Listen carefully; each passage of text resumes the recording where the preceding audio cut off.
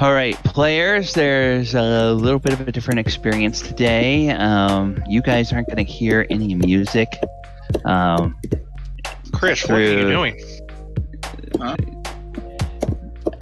You're popping. Yeah. You're gonna have to do push to talk with that mic. Yeah.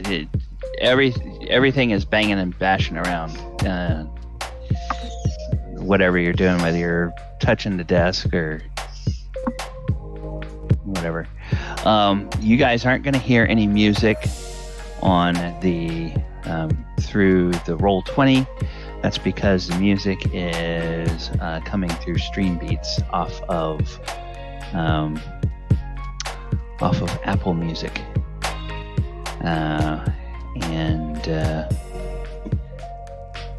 so we're trying that out now.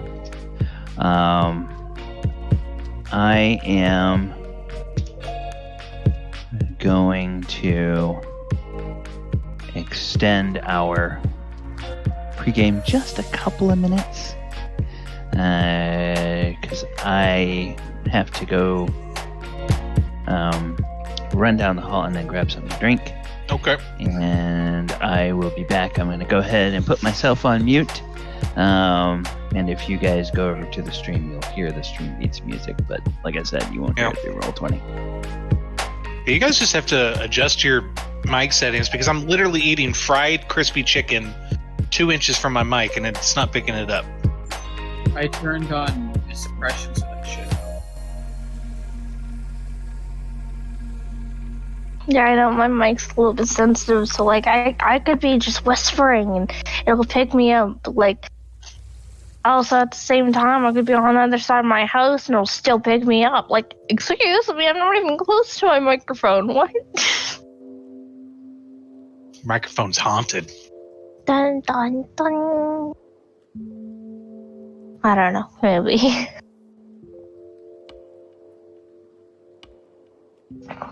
So how's everybody doing this week? It's been a I missed you guys and gals.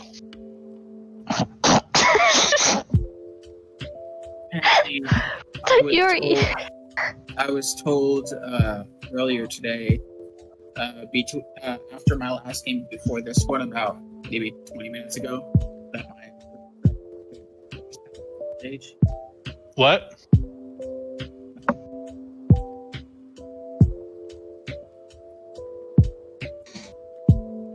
You were told what? You were told what 20 minutes ago? My great grandmother. Your mic's not picking you up very well now, Chris. You might have turned down the sensitivity too much. Yeah, can you hear me correctly now? Yeah. Okay, I was about 20 minutes ago. I was told my great grandmother passed away. I'm sorry. Yeah, sorry to hear that. Yeah, I had a friend pass away over Friday night. Mm-hmm. He was in a car accident. Oh, Jesus. Yeah, Chris, you're still getting that pop every half second. You're going to have to use push to talk.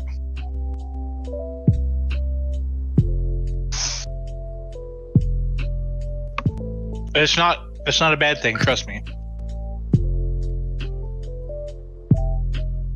It just makes me laugh more because I think I'm talking and I'm not really talking. I'm like, shit, fuck.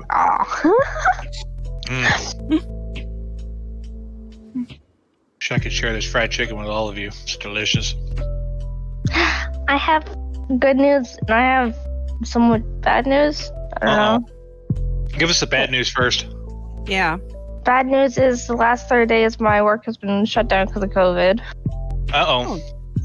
Yeah, some guests I would be funny to come in and have COVID and just try and spread it to people.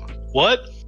So everyone that day had to go take COVID tests and I had to shut the place down for 2 days. Where do you work again? I work at the Keg, which is a high restaurant where I live. A really expensive restaurant. And a customer came in deliberately? Yeah. What? And they told you this. Yeah. I'd file some health charges or something. I wish I could say I was surprised. But it's in Canada. Doesn't Canadians matter. You're Oh, gonna can get dickheads no matter where they live. Canadians don't do those types of things. Yes, Canadians are supposed to say, what? We inconvenienced you. We're sorry. Sorry. We're sorry for having to say sorry, but it wasn't potato. See? Hey, stream. Hey, players. We're just getting settled in. Going to be going live with the game momentarily. For those on the stream, you guys are listening to the dulcet tones of Stream Beats. Trying out some new music. Partly because we found a nice, reliable source of copyright-free music, courtesy of Harris Heller, who's one of the big names in Twitch these days. His company, Stream Beats, has put out all of this music. Also because of the fact that the Roll20 Jukebox wants to be a pain in the tuchus, and just got to be more trouble than it's worth to do that. So that's why we're experimenting with Stream Beats. Hope you guys enjoy it pre-game and in the break.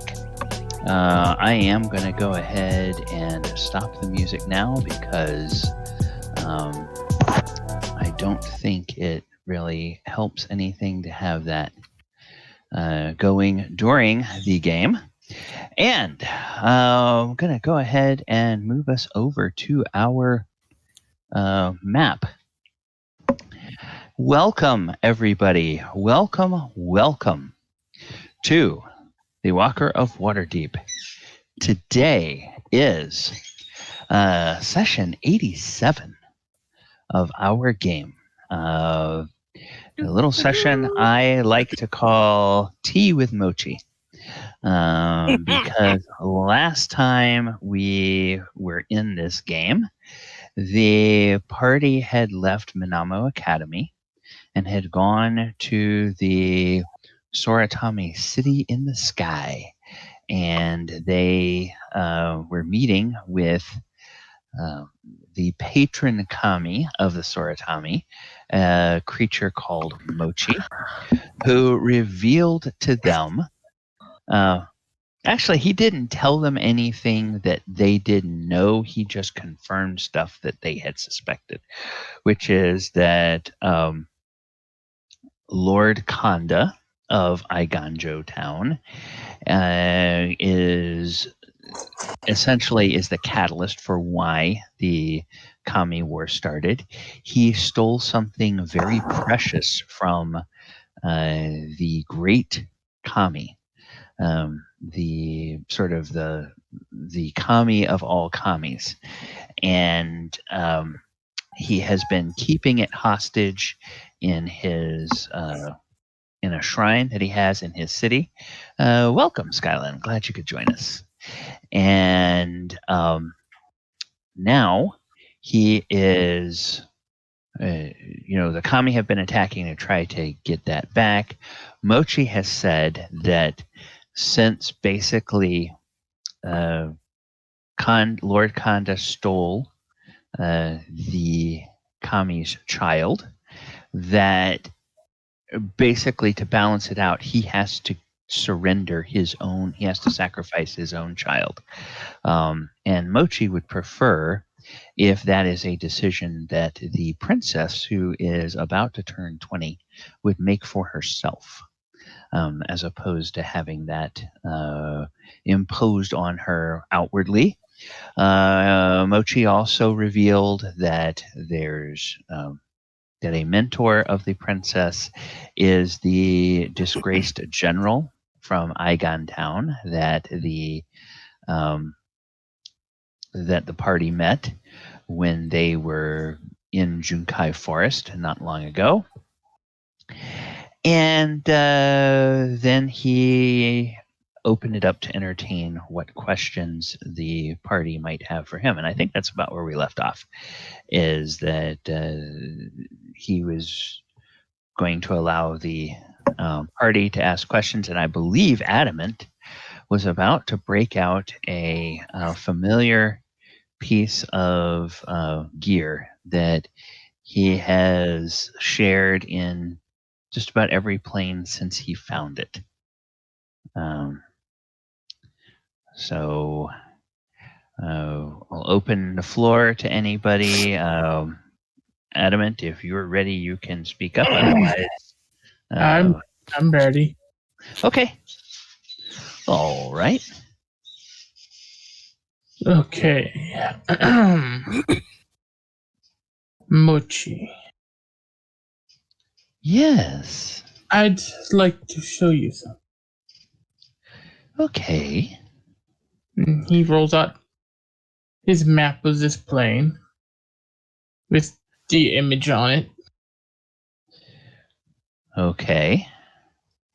And we will go ahead and display that on for everybody.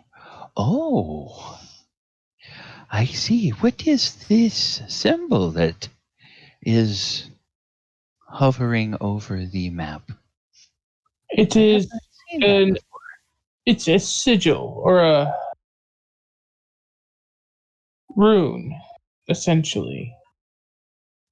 A seal. And it seems to be on every plane we've been to so far. Oh. And do you know what this sigil or this seal symbolizes? It's not what it symbolizes. It would seem that the theory that we've been working off of is that it's sealing in a planeswalker.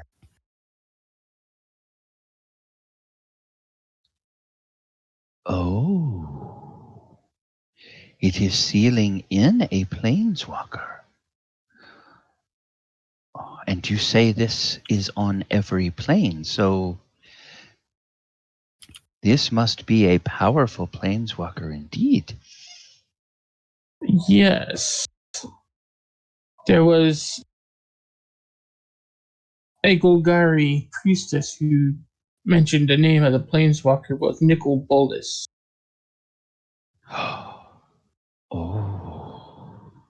And Mochi shudders a little and says, Nicopolas, but he is rumored to be dead. Well, it is possible that somebody from our world is trying to free him and resurrect him for his own purposes. Oh, someone from your world. That would have to be someone that is extremely powerful and yet does not realize what they could unleash. If legends are true, he is very powerful and he probably does realize. It is suggested that it might be a lich by the name of Vecna. Vecna? That name's I do not know that name, but I am the not. names.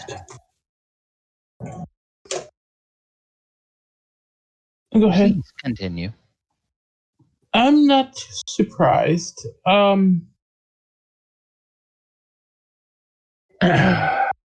He is a rather nasty figure in our world's history. Oh. He has a bad habit of popping up because people keep meddling with his body parts. Oh. A a lich that is missing body parts. He sounds like he must be extremely powerful if he keeps regenerating from body parts. Not sure exactly how it works. As I said, there's many legends, but most of them they speak of a hand and an eye. Beyond that, I'm not sure. Oh. I have heard of the only creatures I have ever heard that have the power to be manifest in a single body part are those that border on the power of deities. Do you suppose Yes. this Vecna is that powerful?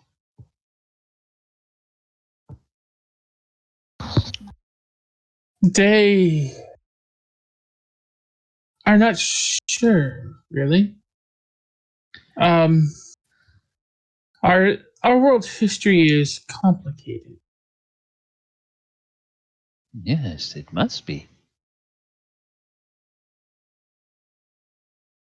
but from the few stories that I've heard, he is indeed bordering on godhood. Oh dear. Oh dear. That is most distressing. Well,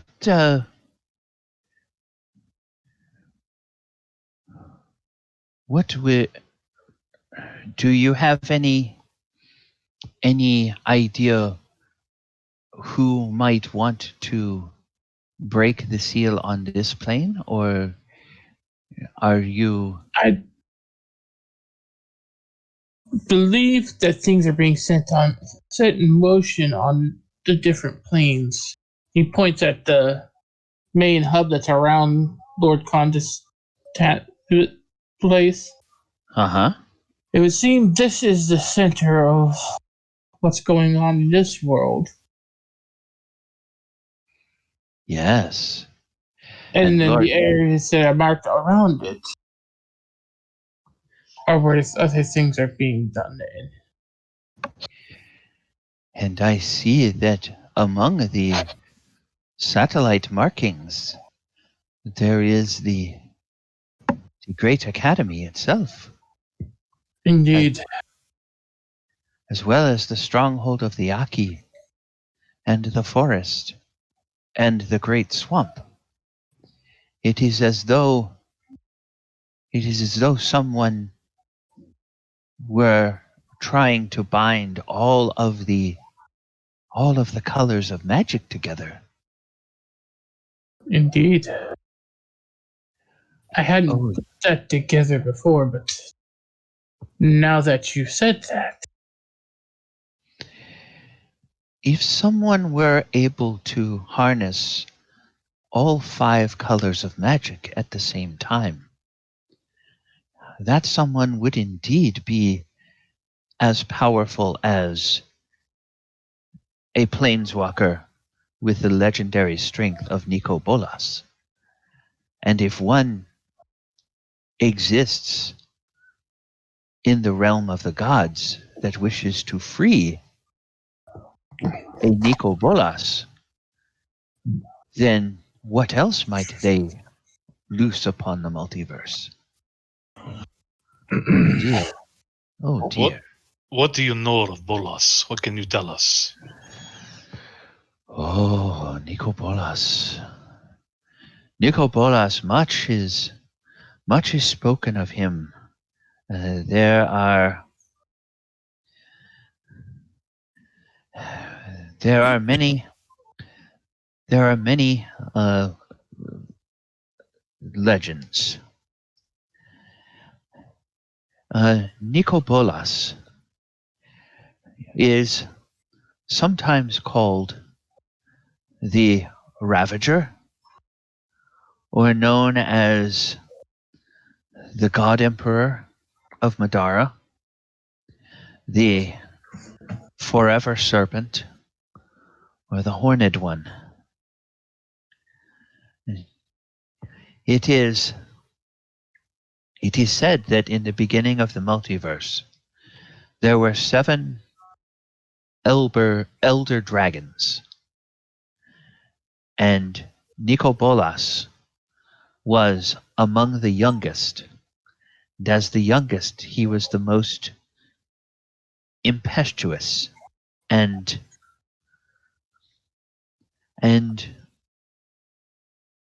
oh well, he fought against his elder siblings to gain recognition and power, and he, it is sometimes said, was responsible for the Elder Dragon War.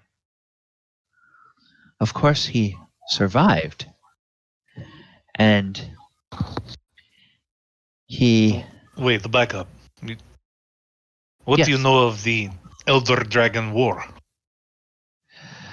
The Elder Dragon War. It was a great conflict that occurred in the mists of time before time was counted. It was when the plane of Dominaria existed as among the first planes before the rest of the multiverse had coalesced. The Elder Dragons, they were understood as extremely powerful beings, sometimes worshipped as gods, sometimes venerated as the progenitors of all other forms of life, sometimes seen as creators that spread the spark of life throughout the multiverse. But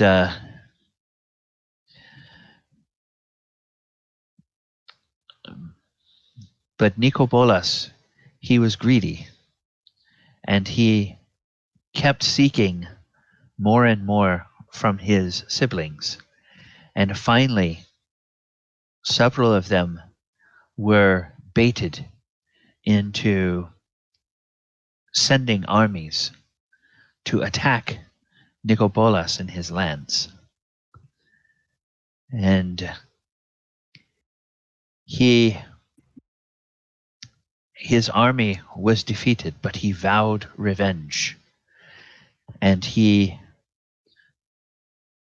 then spread from plane to plane, visiting other places, gathering more forces, until he came back and he crushed the armies of his siblings.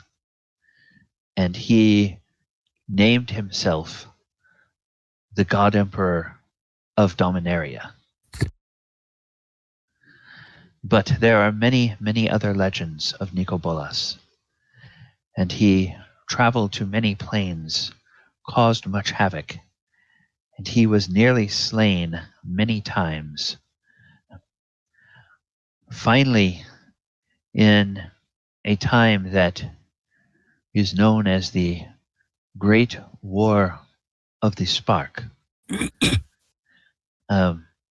Nikobolas was defeated utterly, stripped of all of his names, and, so the legends say, he was completely destroyed.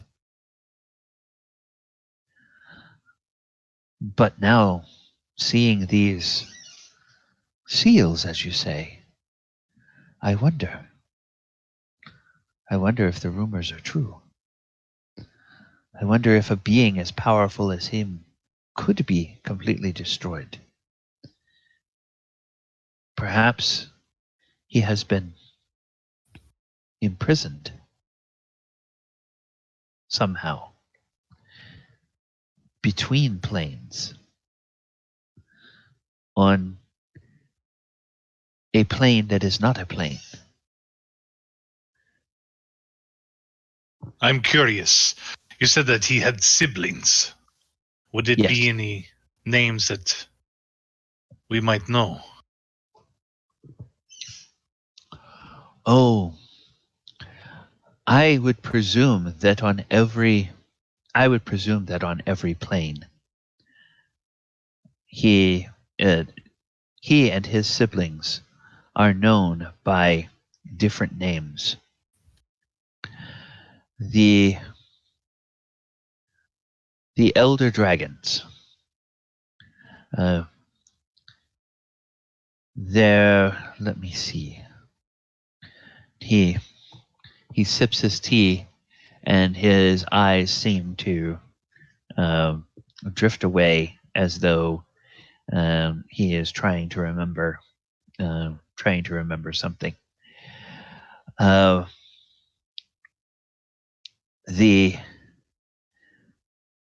They are known as. They were known in their earliest incarnations as Chromium Rule, Arcades Sabbath, Palladia Moors, Nicobolas, Ugin, Vivictus Asmadi, and Piru. I'm going to put that in the Discord for you guys. And he says, but those dragons have been called by many names in many planes across the universe, across the multiverse. You may have heard of them, but perhaps by different names.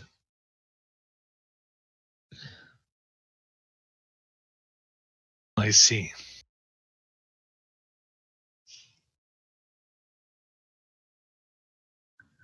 Are any of the names Bahamut, Tiamat?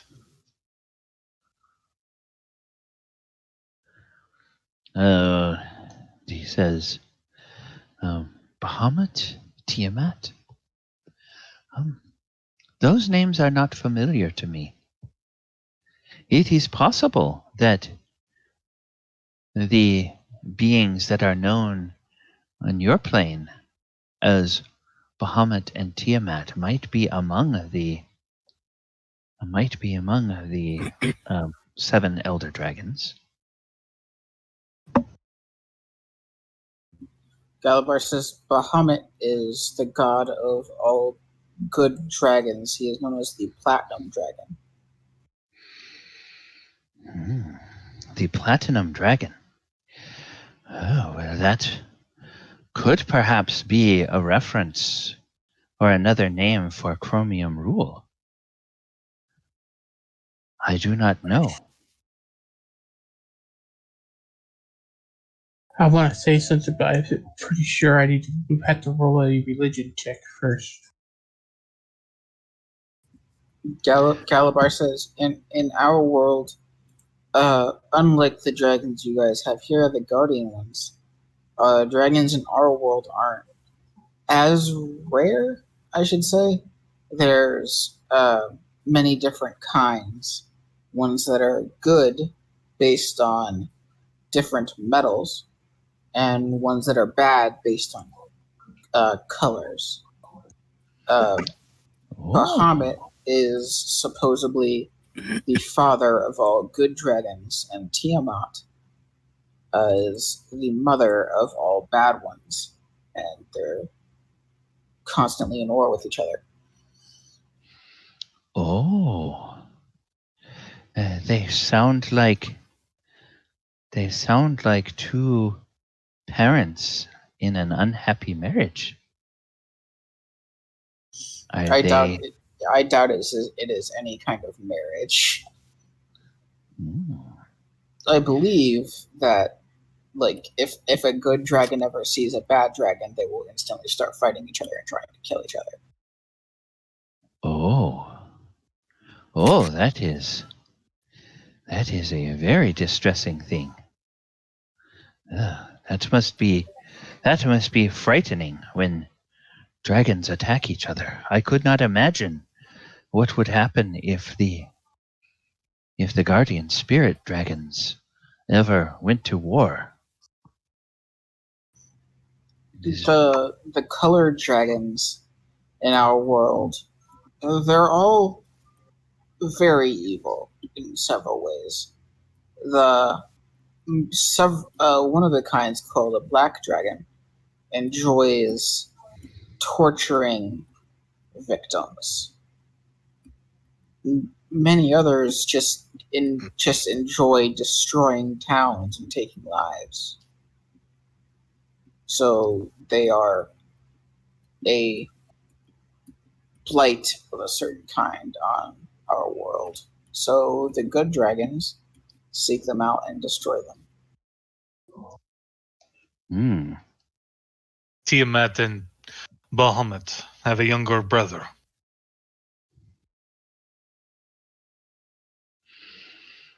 They do. Oh, so they are siblings. Ah, well then, perhaps you say that this Bahamut is a platinum dragon in your world. Tell me, what is the aspect of this Tiamat? What is her appearance? She has 5 heads, all a different color and style of one of her colored dragons. Oh my goodness, 5 heads. 5 heads, that is very distressing. Each with a different elemental ability. Oh. So you mean, by elemental, you mean like fire and cold and... Yes. Oh dear. She sounds like someone I would definitely not want to cross. I am thinking of all of the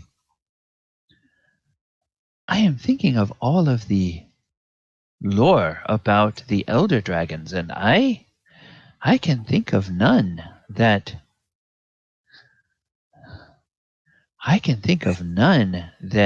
are spoken of having multiple heads. But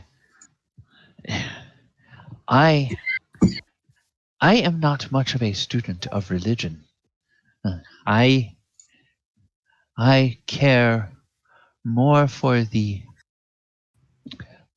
tales of the Soratami, and more for what is brought to me by Tamio and the other few Soratami that travel across the plains. And then he sort of pats his belly, which is very round, and he says, and Tamio mostly knows that I like sweets, and so she brings me the stories of how sweets are made in other planes. And when she Enka tells laughs at me this. when she tells me of an especially good sounding sweet, I ask her to bring me back some. So Enka will just chuckle and she goes, so that's why she was always going to sweet shops, and yet I never saw her eating sweets. She was always pawning them off on me to sample and see if I like them. Oh, yes. That one has a great deal of self-control. I sometimes wish I had the self-control of Tamio, but then I would miss savoring all of these sweets. And I am happy that I do not.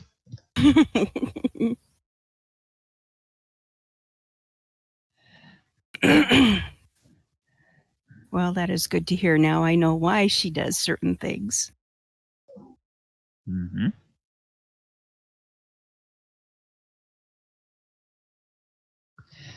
I have a question out of character. Didn't Sure. this character say something about Saridor last week?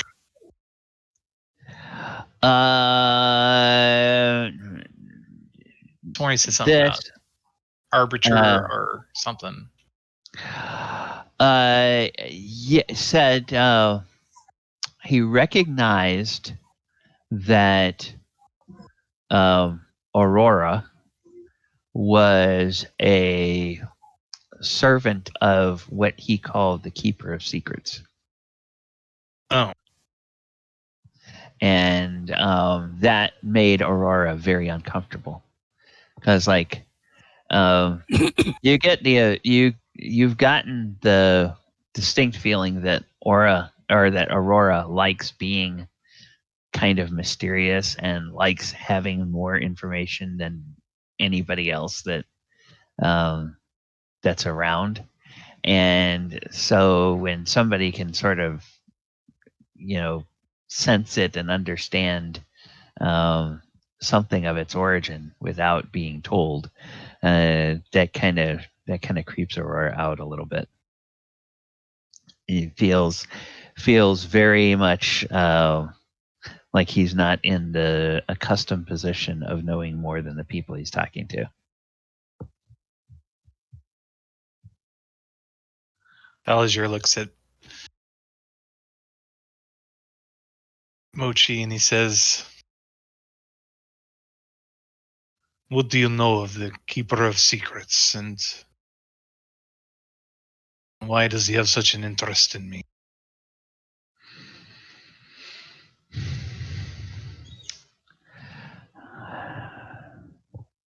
I know that the Keeper of Secrets is one who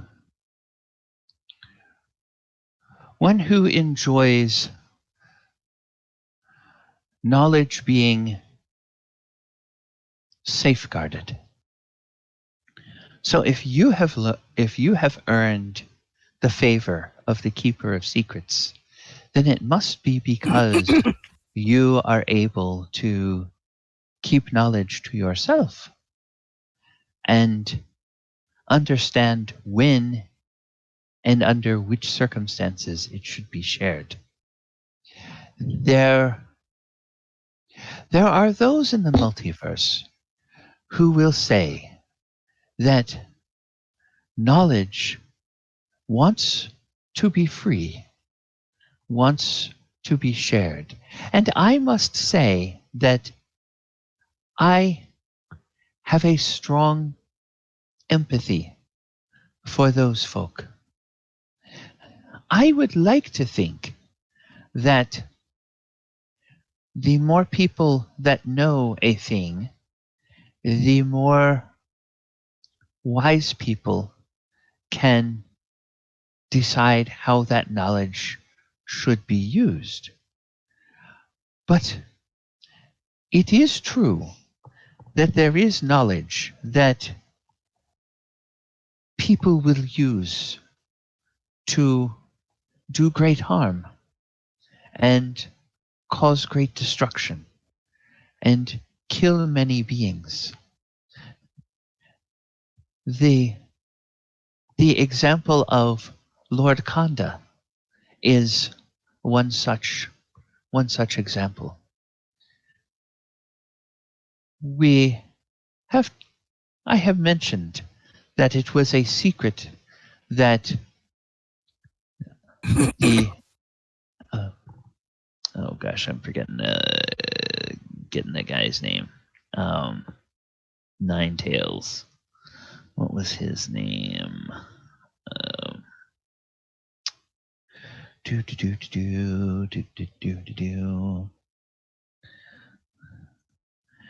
Accessing.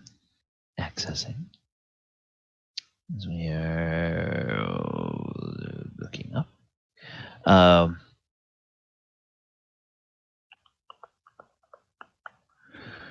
Where is that? 8.5 Tails. With the great Kitsune hero 8.5 Tails, the knowledge that he had uncovered about what maintains the veil between the spirit world and the material world, Lord Kanda needed only to learn about that knowledge before he used it selfishly for himself. And that has led to this decades-long war with the kami. So I understand when the Keeper of Secrets and those who follow him believe that there is knowledge that is too dangerous for many to know. You must be one who has been deemed a safeguarder of secrets. I prefer to think not of keepers of secrets, but safeguarders who reveal the information at the right time for the right purpose.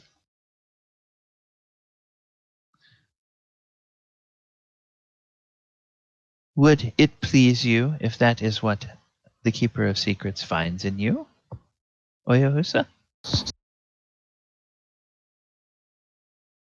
I believe that I already know this to be true. Have you seen the Keeper of Secrets directly? Oh, no, I have not. I have not. As I said, my heart is more aligned with those who want to share knowledge. So I doubt the Keeper of Secrets would reveal himself to me. He would probably not think me one who is worthy of a direct interaction. And even if he did reveal himself to me, I doubt he would ever let me know it.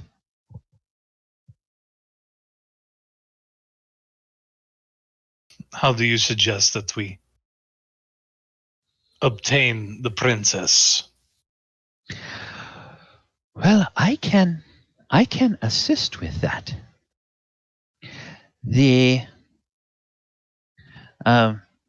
general, Toshiro Umezawa. If anyone knew where Toshiro Umezawa was, I think he could be a great help to you. And I have some limited ability in the form of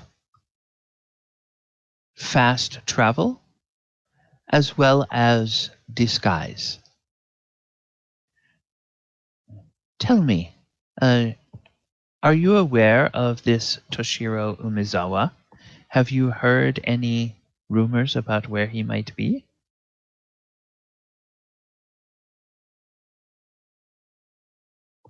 I do believe he's at the I don't think I've village we heard just of him left. before. The general. Yes, the party has met him. I know. Oh, yeah, I was just lying. Oh. Why does oil lie? Why? What does he gain from it?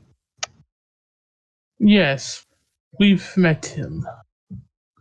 Adam kind of looks at Oyo. Ah, you have met him. He is at the village that led us to the Kitsune. Ah. Well then. Oh, that general. I forgot. I forgot. Toril And nudge Oyo and say, "He's the one who told us about the tea. Remember that guy?" And I don't think I actually named that village. The people that live there are the Bukoda. So those who fled from the Takaduma swamp. So, yes, you guys know where that is, and Mochi will say that he can, after you all have finished your discussions with him, he can travel with you. And when he says travel, you guys get the impression that he's actually talking about something like teleportation. He can travel with you to that village and then deposit you all and the general at either at the gates or on the grounds of the palace, and then give you a disguise that will last for a limited time. That would certainly come in quite useful.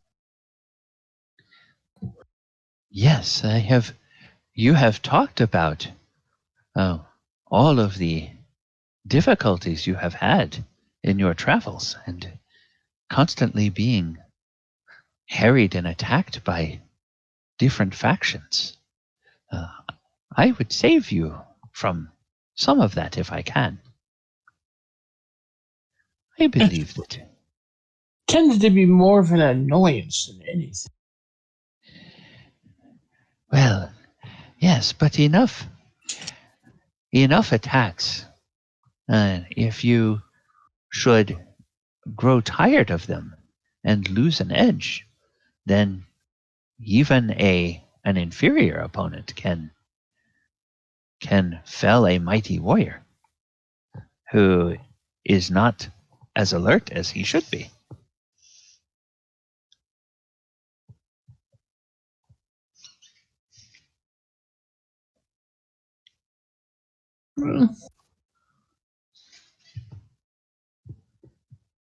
My companions do seem to be getting tired of being attacked. Perhaps not Galibar.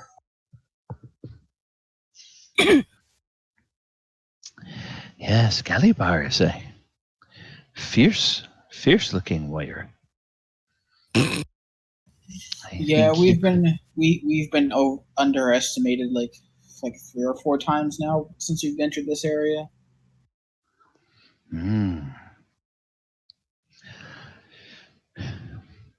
Well, I believe that if you talk with General Toshiro, he will be able to help you determine the best strategy for approaching Princess Michiko. Princess Michiko. I'm going to put that in the Discord as well, so we all have the spelling. Okay, Princess Michiko. And once he helps you determine the best way of approaching the princess, then Mochi will put you all in basically an illusion that he can cast over you and send you to the keep so that you can more easily get to the princess without attracting a lot of unwanted attention. Adam kind of pauses for a second. Looks over at Galibar. Galibar.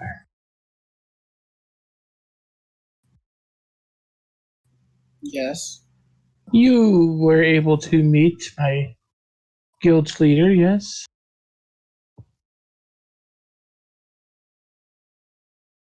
Are we talking about Ravnica?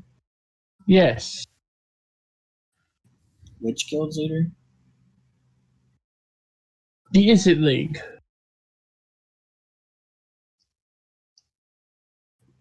I can't remember if I met the leader or not. Met the dragon.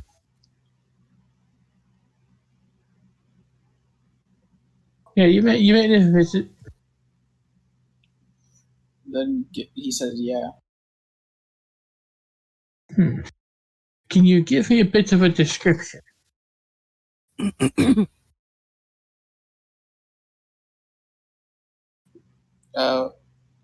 DM, out of character, he looked like a giant silver dragon, didn't he? He looked like a giant dragon, yes. I have to go back and look at the lore on him to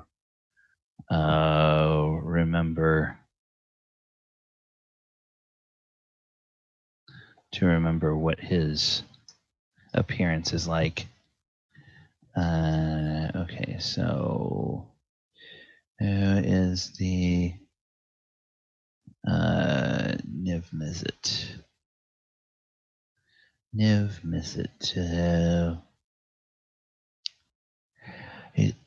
Ancient red-brown Ravnican dragon, obsessed with omniscience. Galibar says he looked like a giant red and brown dragon. Yes. Long blue-fringed wings, long neck, spine membranes. This is all stuff that he would be able to. Actually, let me go ahead and do this. For Chris's benefit, I'm going to put this in a PM to him, and then he can describe Niv Mizzet. Niv Mizzet description. It's a very unique looking dragon. Yes, I posted a picture in Discord. Okay. Yep.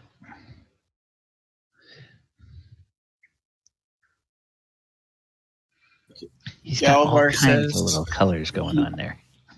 Galibar says he's a ancient red-brown dragon in Ravnica. He's rather big, but he seems like more graceful than bulky. He had twisted tail, bluish wings. He had a long neck like most dragons, and like spines around his head. All right. Well, please continue your discussions with Mochi. I am going to do a setting.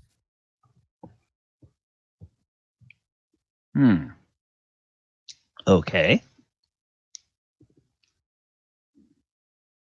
Because it has occurred to me that he might be able to tell us quite a bit. Okay. So I am going to message you what I send. And I'm going to mute myself because this take a minute to count out the words. That's fine. I'm gonna make an illusion in the palm of my hand that looks exactly like him with prestidigitation. Excellent. Okay. So what that's going to do, I'm going to say that because Chris is doing that, when you get ready to cast your sending, I will let Adamant roll the 5% chance for failure with advantage. So basically roll 2 D100s and take the more favorable result. Alrighty. Because you're getting that extra input from. And Chris, if Galibar has used his inspiration, you go ahead and give yourself inspiration. I haven't had a chance to use it in a couple sessions, so I still have mine. Okay. You can give it to anybody else if they need it. Is anybody missing inspiration?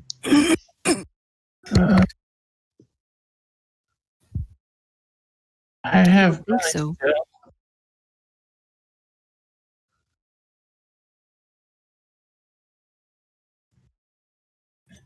There hasn't been very many rolls over the last few sessions. Yeah. Which is fine. Not every place has to have it. All right. So, Adamant focuses on getting ready with his sending. Olyahus has had a number of questions. Enka, Galibar, Elora, any of you guys have questions for Mochi? Just been listening, making notes, that kind of thing. Okay. And then let's see.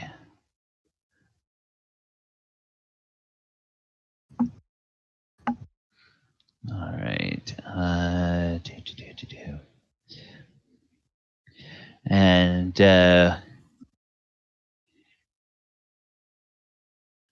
he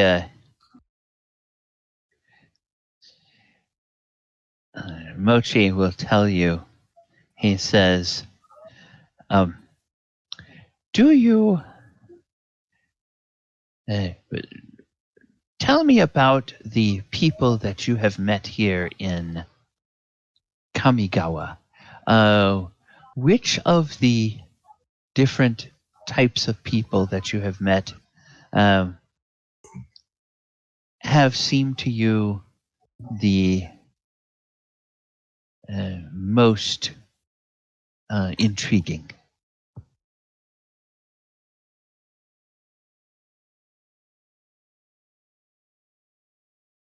Who is he asking? He's just asking all of you. So any of you can answer, and the answers may be different depending on. Galibar says, "Well, I thought the snake people with 4 arms were kind of interesting. It seems like if they trained properly, they can be really good at fighting." Oh, yes, the Orochi are very skilled at some of their battle masters are very skilled at fighting, and they are an interesting people. Do you have you ever met snake people in other planes that you have visited? DM, is there a check I can make about the Yanti in our world? Sure can. You can make a history check to see if you've actually ever met one. You certainly would know about them because I'll Okay, use you my probably. inspiration. Oh, okay, all right. Okay, yeah, you may have met one or two. Probably haven't interacted with them much, but you would know some of the lore about the Yuan-Ti, which is basically kind of the basic stuff that Chris would know about the Yuan-Ti. Not anything in great detail that Galibar would probably know. Galibar says, there are snake people in our world where we come from, but they tend to be on the more not good side. That's putting it mildly. Yes, the Orochi have a great capacity for good and evil. You say that on your world, the snake people tend to be more evil. Do they also have 4 arms in your world? Some of them might, but they're generally a mix between more humanoid and snakes. Some of them are giant snakes with arms. Some of them are humans with snakes for arms. It's they worship a snake god that is on the more evil side, so they tend toward they experiment. Oh, that sounds very, very disturbing, and he sort of shudders a little bit. I can see why you would find the Orochi fascinating, because they are so different from the snake folk you have known. I just like to think what I could do with 4 arms like they do. I could eat sweets with 2 arms and pour tea with 2 arms. But you still only have one mouth. Yes. What if I could have 3 mouths? Then I could taste 3 sweets at once.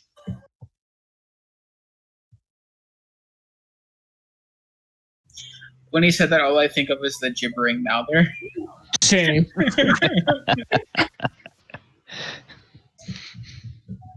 Yeah, he would probably be a bit horrified to think that that's what he evoked.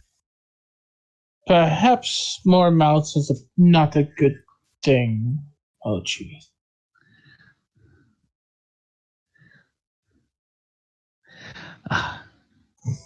Okay, Pete, I see your message, and you rolled your. Have you Nope. rolled your I'm about check to yet? do that Okay. now. Okay. Oh, I'm gonna do it this way. 1d100.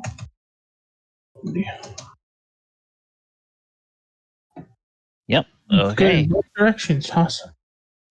Yep. So no problem getting through, and then I will have to decide what he answers to you. Well, this could be a mistake.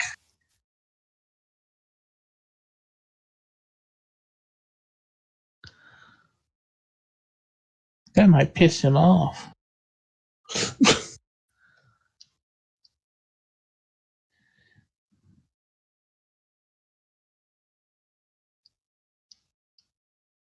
To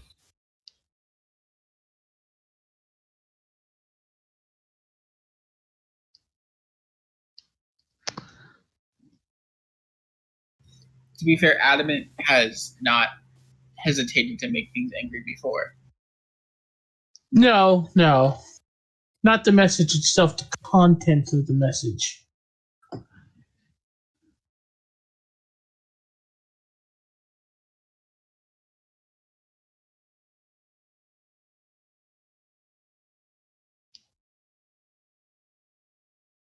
If only Galibar could cast the sending spell outside of his sending stone, because he could have probably worded it in a way that a dragon wouldn't be angry. Plus, I have advantage on charisma check with dragons.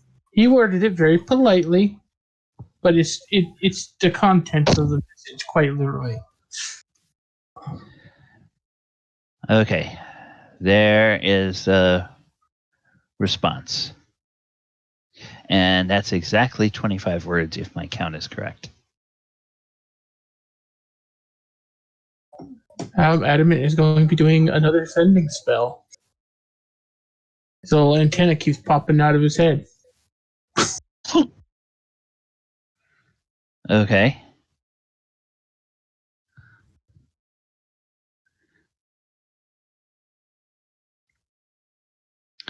All right. So, Elora, did you have any questions for Mochi?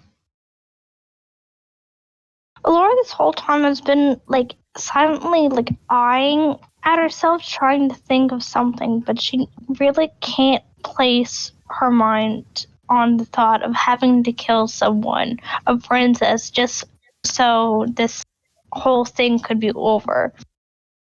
So Well, I don't think we don't have to kill her. We just have to tell her what's going on and hope that she agrees to be turned over to stop a decades-long war. I'm pretty sure last session it was she has to be a sacrifice because he lost a child, so this dude also needs to lose a child.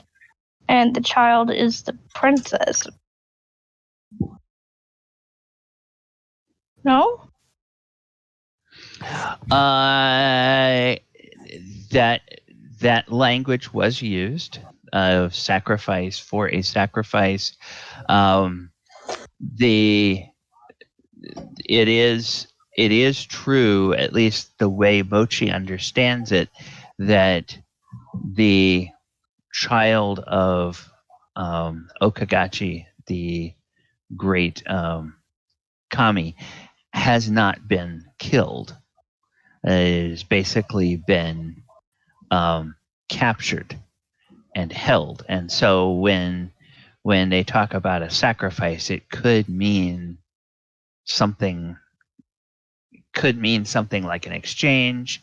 It could mean something like a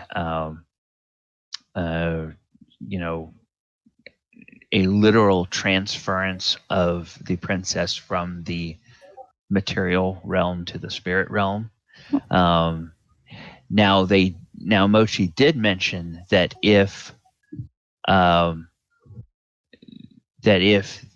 the princess is not convinced, then he fears that the only way to stop the war would be to kill both Lord Kanda and his daughter.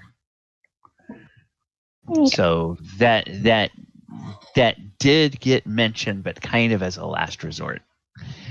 And so from the way Mochi's talked about it and the way Galibar talks about the princess being a sacrifice, you're not sure where that would really mean she would have to die, but she just might have to agree to, not ever be present on the material realm again.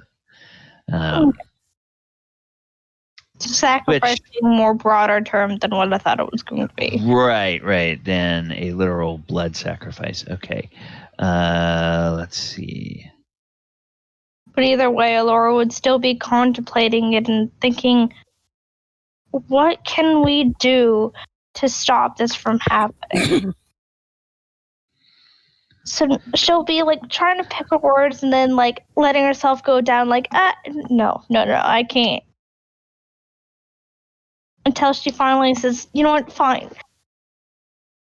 If you know things about the princess and people from different planes, then do you know anything that she might like? Like, I know the big baddie, that dude, he likes his tea, like his what's the tea called again?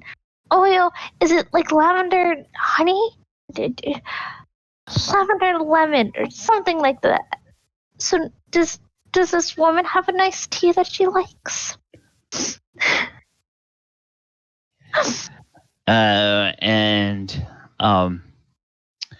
Mochi says, I honestly do not know, but I believe that is a good question to ask the general when you speak with him.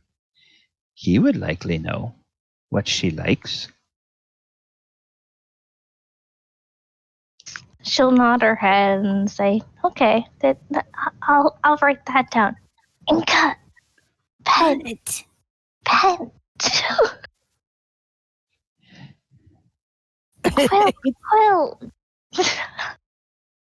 Sorry, out of character. I missed what you were trying to whisper.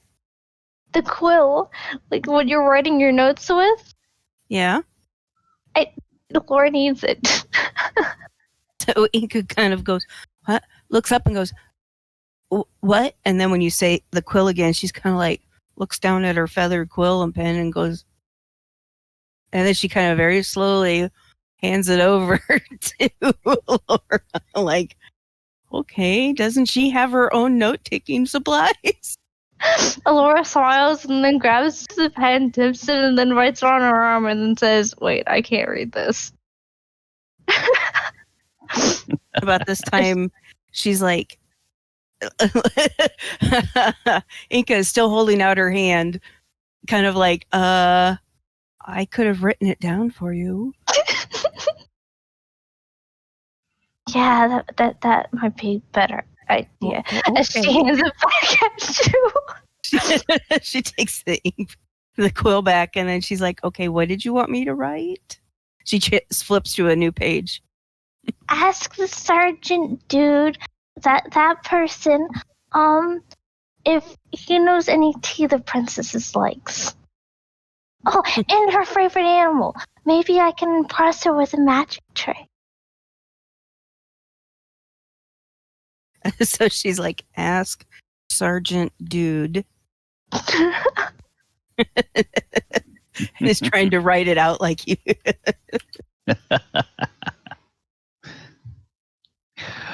All right, Pete. I think I I'm gonna make a wisdom responded. save. Yes, I see it. Oh god. You fall into the Elora charm. There you go. Oh yeah, one of his left eye just kind of twitches.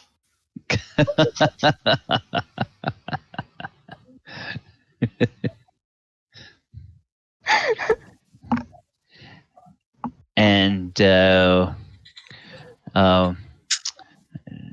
Mochi looks at Elora and he says, it is a very good thing that you think about the teas. This is something I believe that all civilized people will enjoy. So I certainly hope that the princess has a favorite tea. And as I said, I think the general would know.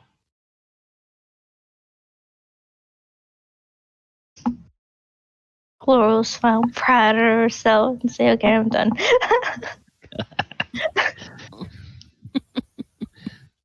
Enough talking for one day. I'm done. And then he looks to Enka and he says, Enka Yelka, you have spent more time with the Soratami than most folk outside of Kamigawa. I would be curious your observations on the different folk you have met in our plane.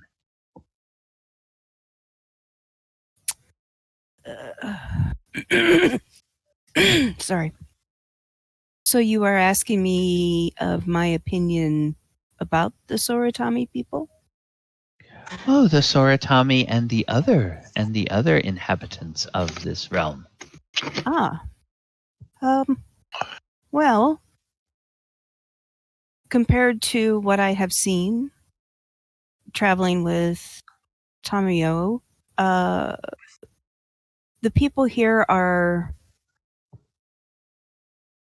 how would I say this? The ones that live within the cities, they are still very polite, almost to a fault. However, it is all business, and seems sometimes they are so busy that they do not take the pleasure of like those that live in the country, that live in the outskirts.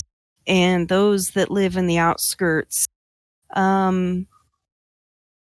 very much are the type that, though they are slightly hesitant in regards to welcoming newcomers, once you have proven that you are not a threat to their people in their village or their,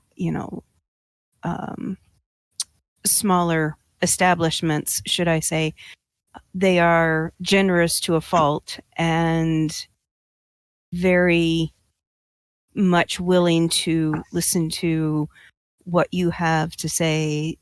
They ask for news from the outside, very down to earth personalities, as well as being humble. But those that wish ill upon their fellow creature, so to speak, they have a tendency to run the opposite side of the gamut, where they are we've run across several that were just trying to survive, and the only way to survive was to turn to crime, while there are others that seem to relish in the pain and misfortune of others. But some of the same types of attitudes between living in the city and living in the country stem across multiple planes. Yes. I have found that the Soratami who have a chance to teach at the academy, they return from there with more of a, how shall I say, more of a desire to impose order upon their existence. And the folk who spend time in the gardens and in the country, they have more of a desire to appreciate everything that is around them. I think this must be something that happens to flesh beings when they are living in highly organized and highly dense populations. It seems that it is happening in other realms where you are as well. Mm-hmm. Oh, that is very, very interesting. And all right, so let's do this. All right. I'm double checking. Okay, nope. Are we set with the sendings and stuff for the moment? Yeah, I don't think that one requires one sent back. Okay. All right.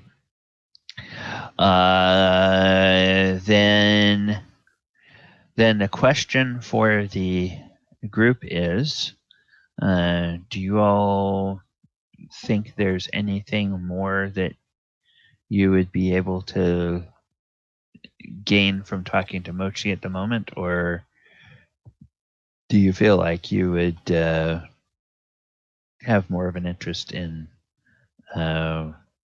going on to look at or to talk with the general?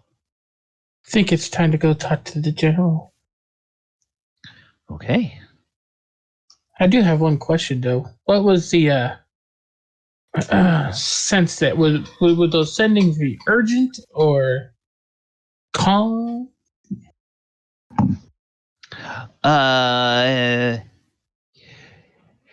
There is something of a sense of urgency, but there's not a okay, get ready because I'm about to bring you back kind of sense to it, you know. You don't feel like you're in any danger of getting recalled to Ravnica by the fiat of an extremely powerful spellcaster. So he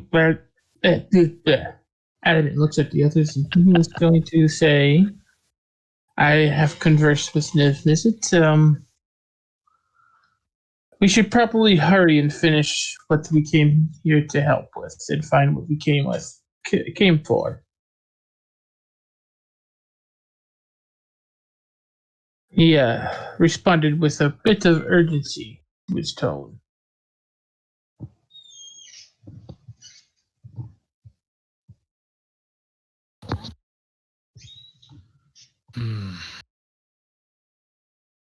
Perhaps we should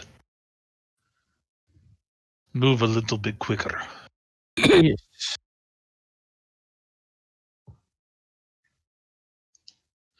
Okay. You guys will let Mochi know the village where you met the general? Yes. Okay. Adamant points it out on the map. Okay. He says, oh, yes. Oh, the Bukoda people. Well, I must disguise myself. And he takes his teacup and he sets it down, and then he puts his hands up to his face and puts them over his eyes. And then as he takes his hands away, his entire form seems to change. And now standing before you is someone who looks like a villager from the Bukoda village that you all had visited. And he says, if you all are ready, gather round. And I find it makes the transit easier if everyone holds hands. And he reaches out 2 hands. So who wants to be brave and hold I the don't hand? Go ahead. Yeah. Galibar will also take one. Okay, all right. So Galibar on one side, Adamant on the other. He waits until everybody joins hands around the circle, and he says, Enka will quickly flip places with Elora, so she and Elora and Oyahusa are standing next to each other. Here, you stand over here. okay. Okay. And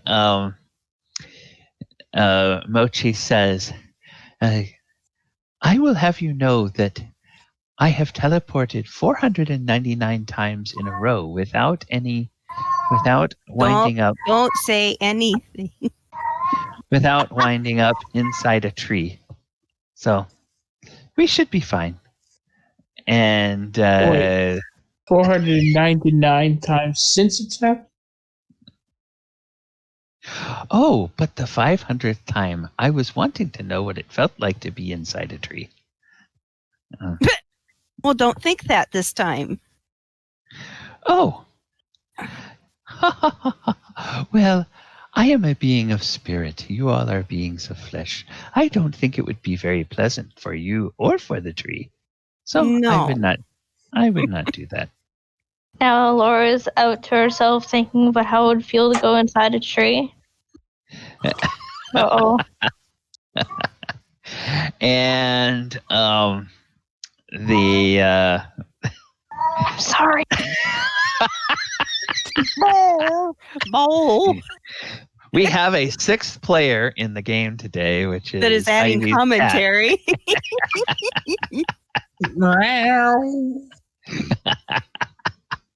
All right.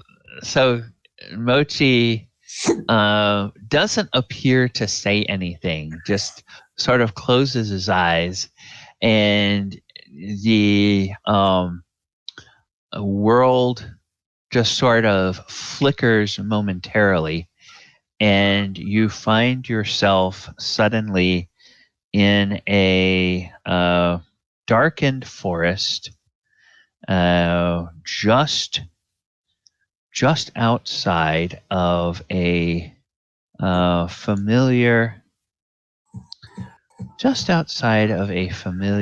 looking little town, which I have to find the map that we were using before. Yeah. Okay. And whoop. Is that it? Yeah, that's it. Okay. So, so you all are just outside, and it is night, and you can see, you're sort of in the edge of the trees, so that you're not easily seen from the people that are in the village, and you can see on some of the walkways outside the village, you can see the guards that they have set that walk around the perimeter of the village at night. And he says, here we are. And he says, this is such a lovely place. The entire forest is alive. And the fishes and the birds and the plants. But we must go and start talking. Right when he says, "Oh yeah, this is such a lovely place," Elora's like puts up her finger and then like runs off a little bit, and then she hurls and says, "I forgot my ginger root." This is a first for Enka, seeing her yarf like that. She's like, "Oh dear." And Mochi looks at Enka and says, "Oh, did I do something wrong?" Apparently, she did not take ginger to settle her stomach before we traveled, and apparently that upsets her tummy a bit. Oh, Maybe next time she will remember. Oh. Meanwhile, she goes over to Elora and hands her a small tin of ginger. Elora smiles slightly like back. She quickly eats the ginger root, trying to make her stomach feel better. Did you just say your cat is licking the back of your neck? What? Never mind. I was trying to figure out what you were saying while you were giggling. Shit. Now you're confusing me now. I don't even know what I said. Okay, well then I don't feel so bad. So please continue. Okay, all right. So, Oh yeah, you standing got- back behind is like, "Are you ladies okay?" Oh, I'm fine. This isn't anything new to me. However, she wasn't quite as prepared as she normally is, perhaps. She'll be fine. Are we ready to move then? Okay, and Mochi looks around, makes sure everybody is ready. That Elora's tummy gets sort of settled, and then travels, or you guys all walk towards the village. And as you approach, you are recognized by the guards, and they greet you, and they see someone who looks like one of the commoners from the village who is with you, that you know is actually Mochi in disguise. And they say, "Ambassadors, you have returned. Tell us, what news?" Well, we need to speak to the general. "Oh, General Toshiro." Indeed. Yes. Well, please come inside. I will have someone wake him. And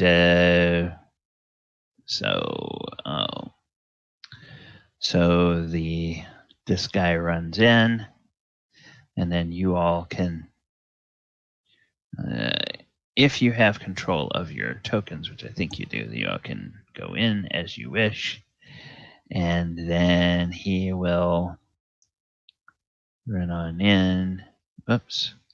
Go through, and there's a bit of a commotion, and then a servant goes over here and knocks on the door where the master and mistress of the temple are located. And this guy goes over here and calls out to the general, and then comes back and says, the general and Zhang will be along momentarily. Please make yourselves comfortable.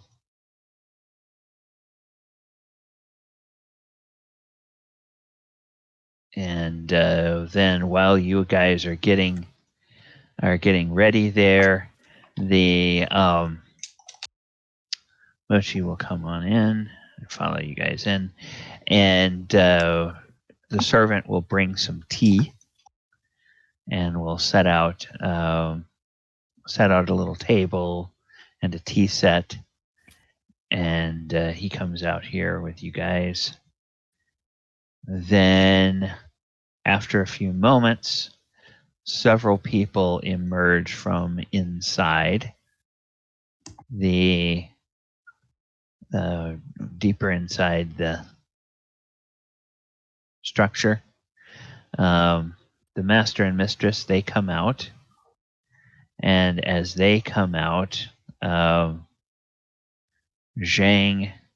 and Toshiro, or General Toshiro, also come out, and they all come into this area here. The servants will sort of disappear, get out of the way, and the general and Zhang will be in here, and they will. The general will say, ambassadors, you have returned. I am told you wanted to speak with me. Yes, about Lord Konda. Oh, about Lord Konda. What is the trouble? Well, it would seem that while stopping him would help, it would not end the war. Oh, you have learned that somehow he is a key to the war? Him and his daughter. The princess? Indeed. But the princess was barely a newborn when the war began. They, in order to stop the war, there would have to be a sacrifice, a child for a child. A child? Wait. Do you mean to tell me? And then Mistress Kiku speaks up and says, hold on, ambassadors. Are you trying to say that this war with the kami, is over a child? Indeed. Please explain.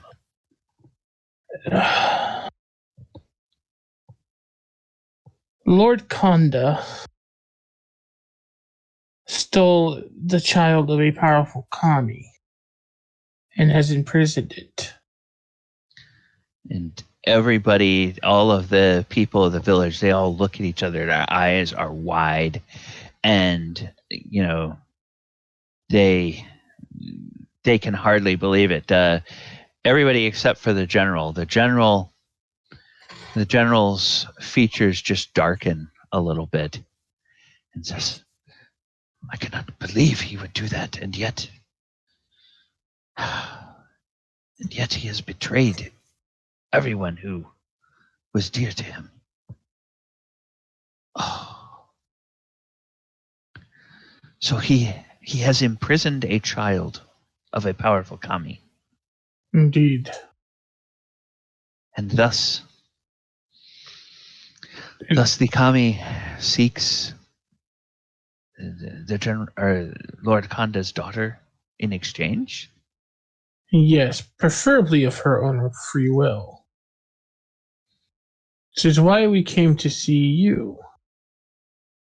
Because we would very much rather prefer not force somebody to make such a sacrifice. However, go ahead. It is true that I was a tutor, and the princess called me her uncle, even though there is no blood relation. There was a fondness that she had for me in her youth, but surely there must be others who hold more of a sway over her. How came by you this supposition? Well, we spoke to someone at the academy. They were very knowledgeable of the kami. Oh. A scholar of the kami believes that. And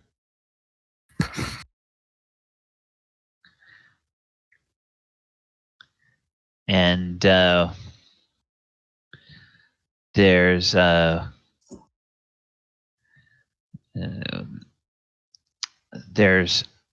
couple of people, a couple of the other servants, who are kind of giving sort of dirty looks to this commoner that has come in with you. Like, okay, why are you standing there and with all these dignitaries? You shouldn't be there. You should be out of the way. Enka is basically standing there next to them, as if trying to give. What do they call that? Vermilitude? I don't know. Anyway, just trying to give some credibility to the person being there. Okay. All right. And Master Tagashi says, well, General, perhaps what they are trying to say is that someone told them that the princess respects you in a way that she may not respect others. And the general says, well, this war is destructive to all of Kamigawa, and far too many people have died. I would like to see it ended, but I care for the princess as though she were my own daughter. I would not want to see any harm come to her. Tell me, what assurances do we have that she could be safe? Adamant turns to look at Mochi. And then when you look at Mochi, the general looks at Mochi, and then Master Tagashi and Mistress Kiku, they both look at Mochi, and the general just takes a little bit, like a little half step back, and a very, very quizzical look comes over his face. DM, the Twitch can't see. They only see like the bottom of the map. Okay. Thank you. And so the general looks at Mochi, Master and Mistress Tagashi and Kiku. They look at Mochi as well. And then Mochi kind of shrugs his shoulders, and he. Wait, Mochi. Before this happens, please keep in mind that this person is friendly and wants this to end just as much as all of you do. And so then Mochi sort of gives a little smile, and then let's see, we're gonna do this. Come on here.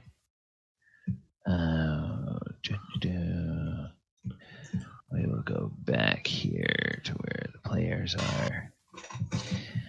And there's kind of a shimmer, and the person that was standing next to Enka seems to vanish for a moment and then is replaced by the same person that you all were talking to before. And when he appears, the general steps back, and the master and mistress step back. And the general's hand goes to the hilt of his sword, but he doesn't draw it. And Zhang is like, catches his breath. And some of the servants, they just, their eyes just go wide. And he says, yes, I hope you all will call me friends. I am Mochi. I am the patron kami of the Soratami people. I have no love for this war. And the war has not touched my beloved Soratami. So I have largely stayed out of it. But as the war rages on and the battlefronts expand, I now understand it is only a matter of time before the Soratami are drawn into it. And so I would see it stop. My apologies to those of you that are humans for putting my beloved Soratami above all others. But as I have seen the front of the war advance, I have come to learn more and more of the sorrow that all your people have borne these last 20 years. General Toshiro, indeed it is true that the princess respects you above all others. I believe you alone can convince her that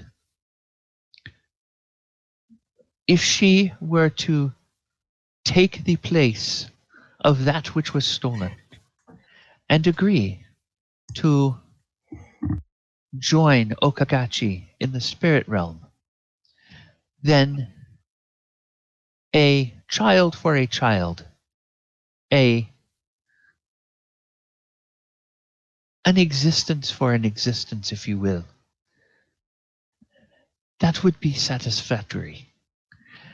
I am afraid if the princess cannot be convinced to take this burden, then it will mean that both she and her father must be destroyed to satisfy the wrath of Okagachi. And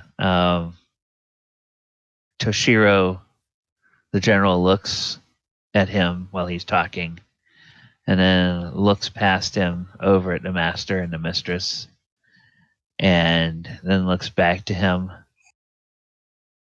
and then he looks at Zhang, and Zhang looks back at the general and nods. And then you all see that Master Tagashi and Mistress Kiku, they nod. And then the general he lets out a breath and his shoulders slump a little bit. He says,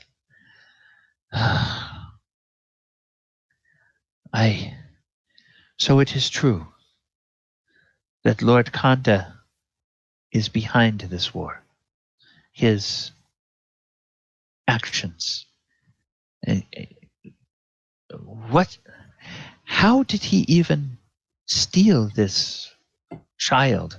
How could he pierce the veil? And Mochi says, he learned the secret that 8.5 Tails had learned. That is all I shall say.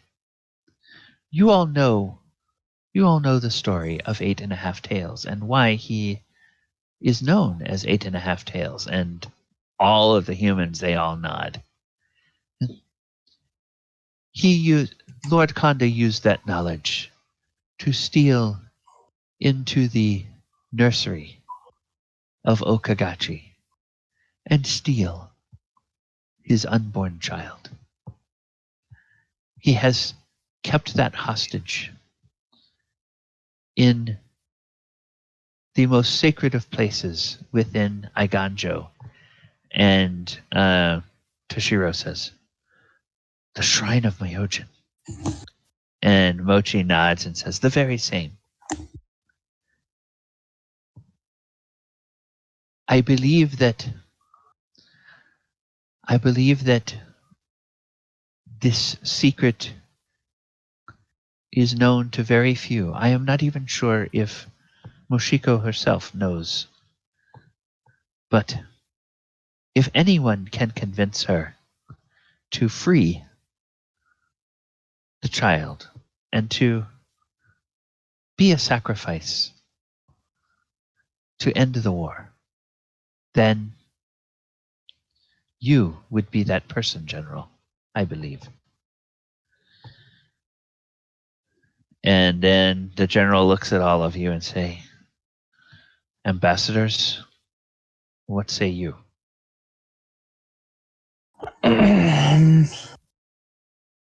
While not keen on sacrifices, the dwarven people have been known to do what has to be done if there is no other solution. Sadly, from what we have gathered, the only other solution is for them both to be killed. And the general nods. And then he says, Mochi, you say your name is. Do you believe that the princess would physically die, or would she live out her life in the spirit realm?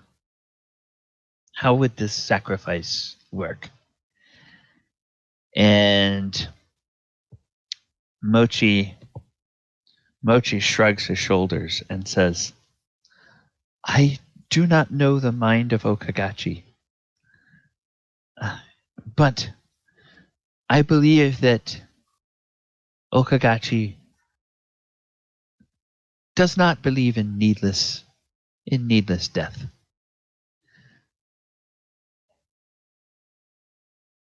It is if the princess willingly takes the place of that which was stolen, I believe that she would be allowed to survive. But it is possible that she may never be able to return to the material world.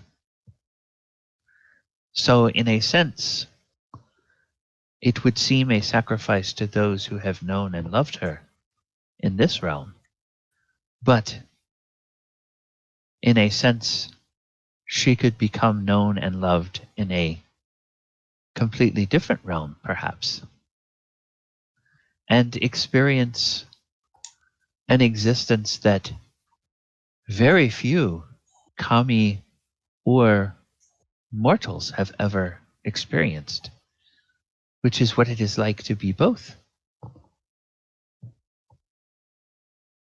It seems to me that the Lord Kanda made his choice when he first did that very dangerous and despicable ritual. I think if we could spare her life, that would be good. Do you think that we can get in and out without too much casualties? And Mochi smiles and he says, I have some power of illusion, as you all have witnessed. I can extend that power to those that travel with me. We can all take on the guise of servants in Lord Kanda's keep. Or I should say, you all can take on the guise.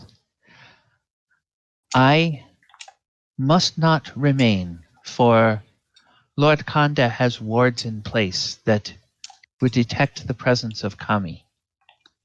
And my presence would endanger all of you.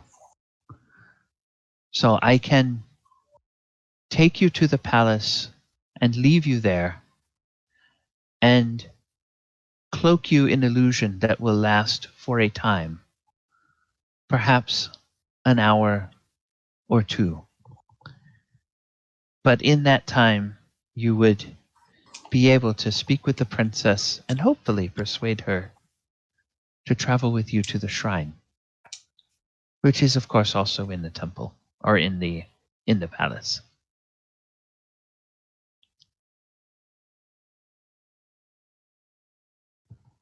I guess our first question then, though, would be to see if the general can give us information about her, or if he knows anything about the castle, so on and so forth. Because if we go in and try to pretend to be servants, it may not work if we are not aware of what we're walking into. And the general and Zhang, they look at each other and they both sort of smile. And the general says, Ambassador Enka, I know the corridors and the rooms of the castle, the layout of the castle, like the back of my hand. That's fine. But what happens if we get separated? Or are you not going with us? Oh, well, if the kami can take us all, then of course I will travel with you. But yes, I feel that it is necessary that we at least have some idea of the layout of the castle, the types of people that they have as servants, and where the princess's quarters are. Otherwise, we very well could be stumbling around and look completely out of place. And the general nods. And he says, the staff at the keep is large. There are many servants, and it would not seem out of place for a group of servants to be going to the princess's apartments, especially as the last hour of the night approaches. We could go as a group that is helping her to prepare for the day.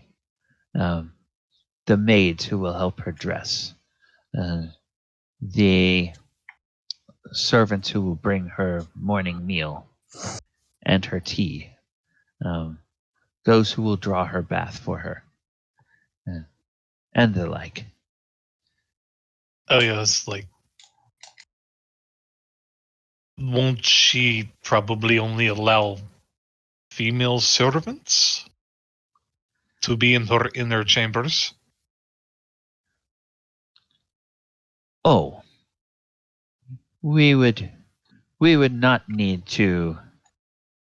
We would not need to go into her bathing chamber or into her inner sleeping chamber. We could be out in her reception area where she meets with her her personal staff and with those who she invites over for company. She would have guards there, no? The princess refuses to allow guards inside her bedchamber or inside her apartment. There would be guards outside her chamber for sure. But we could be passed off as servants easily enough. Enka still looks very, very concerned. Perhaps a slight bit unsure of this plan. And the general says, Enka, trust me. The best place for us to go to start would be just outside the kitchen. And Mochi goes, oh, the kitchen.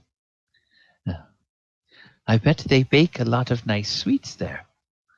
And she looks at the general, or she looks at general and goes, now, what I'm uncomfortable with is the fact that this is a palace. And you may know your way around, but the rest of us do not. Would you, as a general planning for a battle, hold all of that information yourself and not discern it out to those of slightly lower rank than you, so that if something happens to you, you fall in battle, they know what they're supposed to do, where they're going, where they're moving troops, etc. I do not feel comfortable not knowing where I'm going. A simple sketch of a map would be fine, so that we are at least aware of the layout of this castle. And the general looks at Enka and he nods. He says, yes, that is prudent.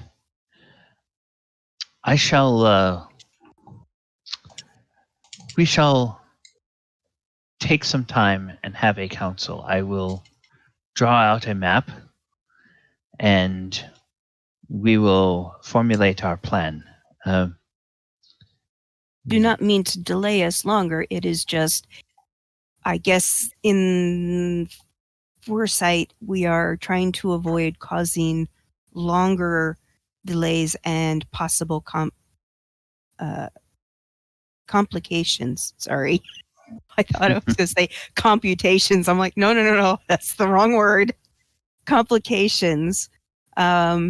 And make it easier for us to blend in as servants naturally, than possibly cause a stir because we're confused or get lost and bring ourselves to the attention of an overseer. I agree with the general. Perhaps we should convene and let him hold his council, and he can draw us a map. Too. I'm just stating why. Never mind. Let us convene and make maps. And the general says, yes. And then Mochi says, oh, drawing maps. That is thirsty work. We should probably have some tea. And the mistress and the master, they look at a couple of servants and they snap their fingers, and servants start scurrying off. And you see there's sort of an area down here to the south where they bring out some tables, and the general comes down here and they put a table out, and he grabs some parchment and he starts to sit down and he begins to sketch. And while he begins to sketch, we are going to go ahead and take our break. We're going to take about 10. We might take a little bit longer than 10 minutes, but I think I'm going to put a timer on for 15 minutes for the break. Okay. And we will go ahead and get some quick maps put together for you to peruse, that the general will talk through what his plan is and let you guys throw out any augmentations or changes to that plan that you think are prudent. Chat, we will be back. I am going to go ahead and put the stream beats on, and I'm going to mute myself, and you all can enjoy the music. And let's see.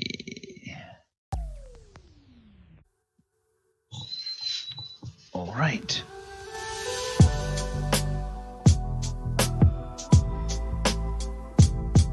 More maps. Just Maps. once. Maps and more maps. It's Adam's favorite thing. So, Enka and Elora don't necessarily like this plan, do they? Of what?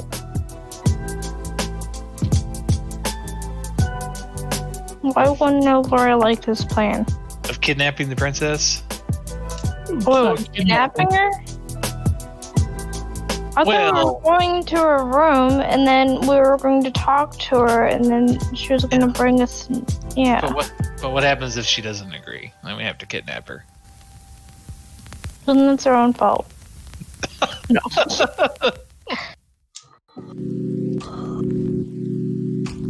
Galibar could knock her out in one punch, and then we just carry her to the shrine.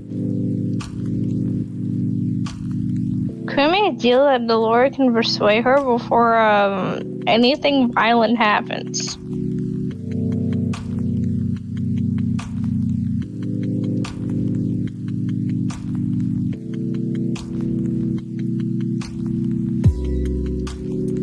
So, anybody want to do anything during downtime? So, I guess we'll be having an evening break here in the story.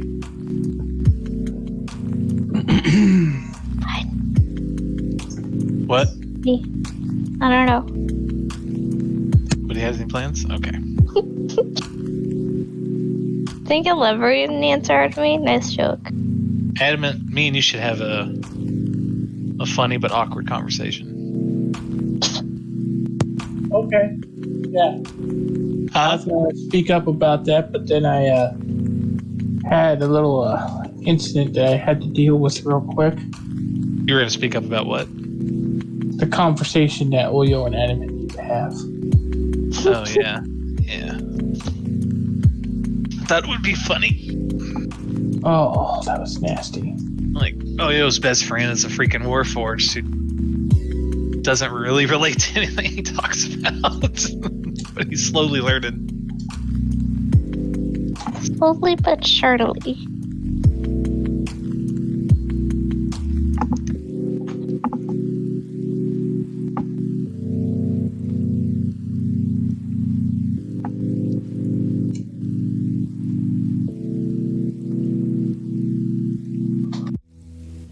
But why can't we just go and buy, like, as ourselves? That's my major question. Like, And it's a palace, and they don't know us. yeah, but why can't we just knock and say, hey, can we talk to the princess? No? Why not? Well, we could probably do the whole diplomatic thing, but then I'm sure we would be watched pretty heavily, and who knows what would happen. Fair. But there's a few things that need to happen before we get out of this plane, and stopping the Conda is just one of them. So Yeah. We have a laundry list. yeah, and we're not leaving here anytime soon. Sooner than you think. Yeah? Well, how's that? Well, I mean, No. if we stay on task. Yeah, well, we've had quite a Really? few. Do we ever? No, but that's why we have fun. But we got to get into some action, or Chris will lose his mind Yes, I want to punch something. every once in a while. Yeah, I want to go punch something. What the hell is that, Heather? I was giving my kitty cat some kisses and loves and had a face full of hair. Better than what I got. Do I want to know? I had pizza for lunch, and I've been sipping a frappuccino. I belched. Oh, you got a verb, didn't you? Yeah, I got a burp. No, a verb. Wasn't the most pleasant of combinations. The worst is when you have your cat and they're on your chest and you're all loving on them, and then they start purring and they start rubbing their body all over you, and then they turn around and give you just the kitty Yeah, ass. They put their butt in your face. Ugh. Sometimes it rubs against And your you're butt, like, your God face. damn You're like, it, no, dude. no, my nose, no. I don't want asshole. Kitty butt. No. Oh. Yay. I don't know. Today felt So Pete, I was off. thinking Go that ahead. it would be funny or kind of fun at some point in time to do a Discord stream or something and watch Muppets. I'll be back. It's time to raise the curtain. It's time to light the lights. It's time to things started we were- on the Muppet Show tonight. If we were all Muppets, what would we be? And you can't pick your own. Yep. Uh-huh. Yep. Yep. What would Heather's Muppet be? I'd be a yip. You can't pick your own. What do you mean I can't pick my own? Everybody else in the group has to pick someone else's Muppet Oh, gotcha. based on the personality we know. I think yours would be the guy that does the phenomena. What? No, you just did the phenomena, didn't you? Which one does the phenomena? I don't know what his actual I think name his name is. is Monster. What? Phenomena. Do. Phenomena. Why would I be phenomena? Come here. Fine. So he's not phenomena. Ah.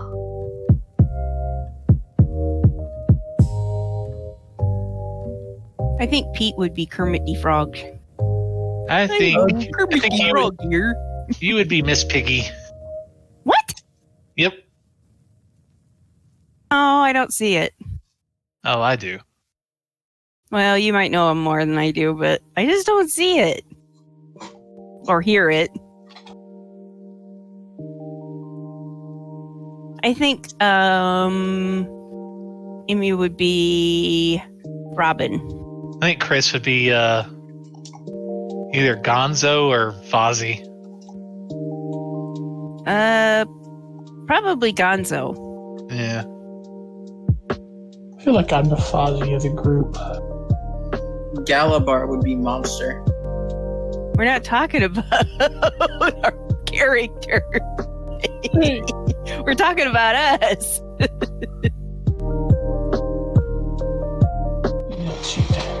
Let's see, what would Oyahus be? Or Ken? Let's see.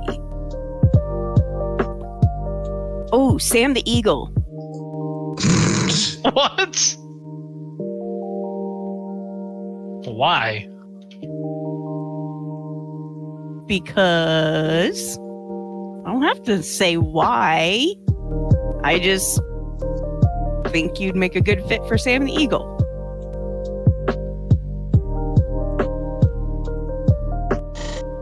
Okay. It's either a toss-up between that or Rolf. Rolf. You know who Rolf is, right? Rolf? As in the Piano-playing dog. Okay. I don't know why you're picking those, but all right. Which one would you think you are? I just think it's funny. I mean, the Sam the Eagle. All Well, right. okay, fine. I could make your... Yeah, I could say that you're... What's the two old farts in the upper level? Walter and... Yeah, that's true. That could be, you and Pete up there. Whoa, no, hey. Well, you'd be cracking jokes and laughing and all that. Sam the Eagle sounds like a real kind of like pious stick in the mud. He definitely is. I don't know why you think I would be Sam. Come on.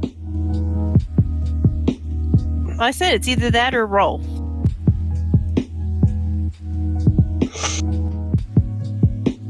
So hey Pete, have you gone out and watched any of those yet? No, I haven't.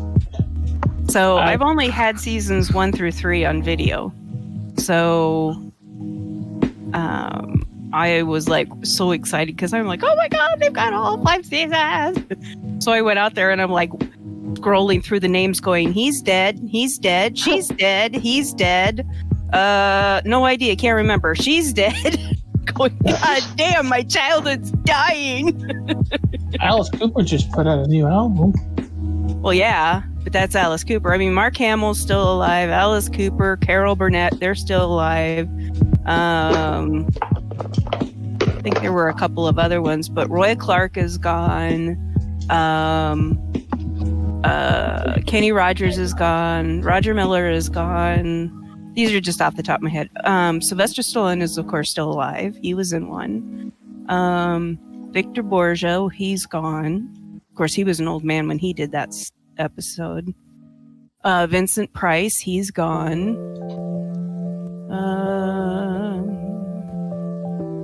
Liza Minnelli. Trying to remember half of the ones. But no, it was so funny because I watched the Carol Burnett one the other day. She was such a hoot. Harvey Korman, he's gone, isn't he? Madeline Kahn. No, Harvey Korman, he's still alive. Madeline Kahn is dead. So, but she was in one.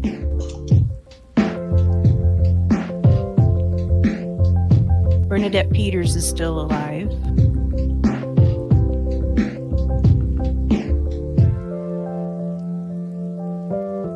Yeah. But anyway, it was funny watching the Carol Burnett one. I love Carol Burnett skits.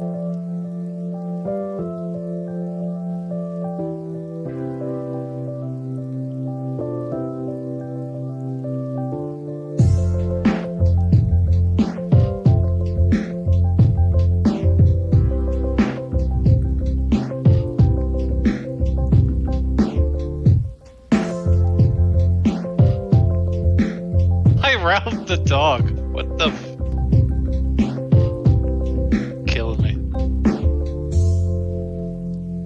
fine. Then you're one of the hecklers up there at the in the balcony. Ivy's Annie Sue. Annie What? Sue? I don't know. I'm just picking out female Muppets.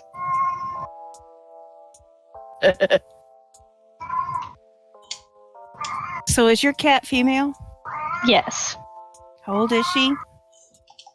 Almost a year. What Has is she been spayed yet? No, but she's going to be after this heat. Yeah, I was gonna say that's caterwauling. I was gonna say, yeah, my sister's Siamese cat when we were growing up, or when she was growing up, we had waited to get her spayed, and yeah, middle of the early evening, she comes walking through the house, and next thing you know, she starts yowling like that. Scared the crap out of my dad. He's like, okay, she's going to the doctor's. That's it. Yeah, the first time I ever heard her, I could not believe the noise that she made because she barely meows. Like, she talks to me saying hello and stuff normally, but she never harugas. I used to have a friend, and I kid you not, every time, Take it home with I you. didn't see him all the time, but when I did come over, I swear to God, his cat would go in heat. My face is on that. And she'd just like rub all over me and talk to me. And then she would like squint down and like wiggle herself. This is creepy. Every cat loves the Oyahusa. He would be like, dude, every time you come over, my cat goes in heat. What the fuck? And I was like, I don't know, man. That's kind of creepy. Maybe you should get her spayed, dude. That's what I told him. No, you can't have any food, cat. My food. My shrimp. I'm thinking she smelled. I had a male cat living with me at the time, so maybe she smelled hint of that. I don't know. Every time we go over to my sister's for years, and her cat Andy, they had to put him to sleep about a year ago, but this cat named Andy, she had, my husband would come into the house, holidays or whatever, and he would sit down, and Andy would be on the back of the couch mauling my husband's head, just like, I love you. I just He doesn't do it. He wouldn't whore himself out to anybody else. Just rub and rub and rub against my husband's head. Meanwhile, my husband's sitting there trying to look at his phone. And he's being molested by a cat. That cat was so funny.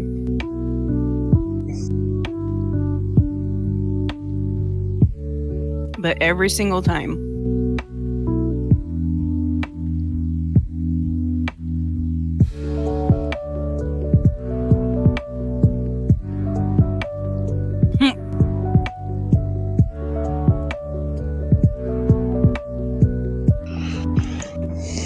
Did you know that Rolf was their Jim Henson's first official Muppet? Oh, really? Mm-hmm. It's the same person that voiced Kermit, I'm sure. Oh yeah, Jim did a lot of voices. So did Frank Oz as Gonzo and Miss Piggy, and Brian Henson joined as he was also like the voice of like Robin, the little frog.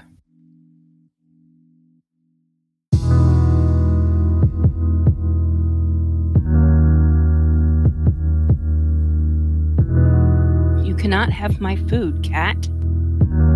I'm actually kind of disappointed that they got rid of doing the modern Muppet videos and stuff. I just don't think it was picking up Lord, the viewership. where's Galibar at? Goodness. Well, he said 15 minutes. Uh, It was just like the new Swedish Chef videos and the new Beaker videos. So All those music videos, they're fucking gold. Bohemian Rhapsody. All right. Hey, so you guys have had fun talking about the Muppets. Mm-hmm. I see. All right, I was hearing. All right, so let's go here. We do have some late arriving maps for the interior layout of the palace, which is great. So I had to go ahead, and those literally came in during the first half of our session. So I was taking some time to get those set up.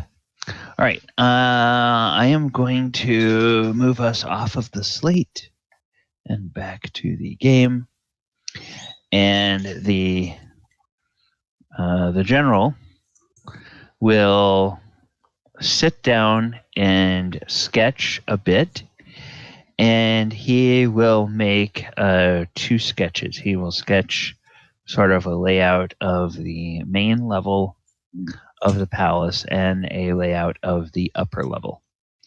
And he says, all right. He says, here is just a rough sketch of what the main level of the palace looks like. And let's go ahead and zoom out so people can see you. And yeah, that's pretty much on the stream. The main level. He says, what I would suggest, he speaks both to you all and to Mochi. He says, if you are concerned about Kami being detected, then I think that if we were to arrive in the courtyard that is in the southeastern portion of the keep, over here, he says, touching the map, over here, he says, then that will put us very close to the kitchens and then allow you, he says, talking to Mochi, to leave rather quickly. And Mochi nods and says, oh, that would be most agreeable. But I am curious how you all will traverse the inside of the castle. He says, yes, I'll get to that. He says, for the rest of us, once we are there, we will make our way through this dining hall, and then go across. There are some hidden ways for the servants to pass through here, and go through this hall to the kitchen over here. That would be where we can pick up any food for the. We will pick up some trays of food, and we will just begin taking them through the palace. Nobody should bother us. Then we will come out and go to the stairs that lead up over here. And then we will get to the upper level where the princess has her chambers. The princess, if she has not changed where her apartment is. Her apartment is right next to her father's suite. And so we would, when we come up the stairs, we would come into this area here, and then we would go across to her apartments here and go in, and we can meet with the princess here. And then he looks at Enka and at Elora. He says, the two of you would enter the princess's bedchamber to wake her.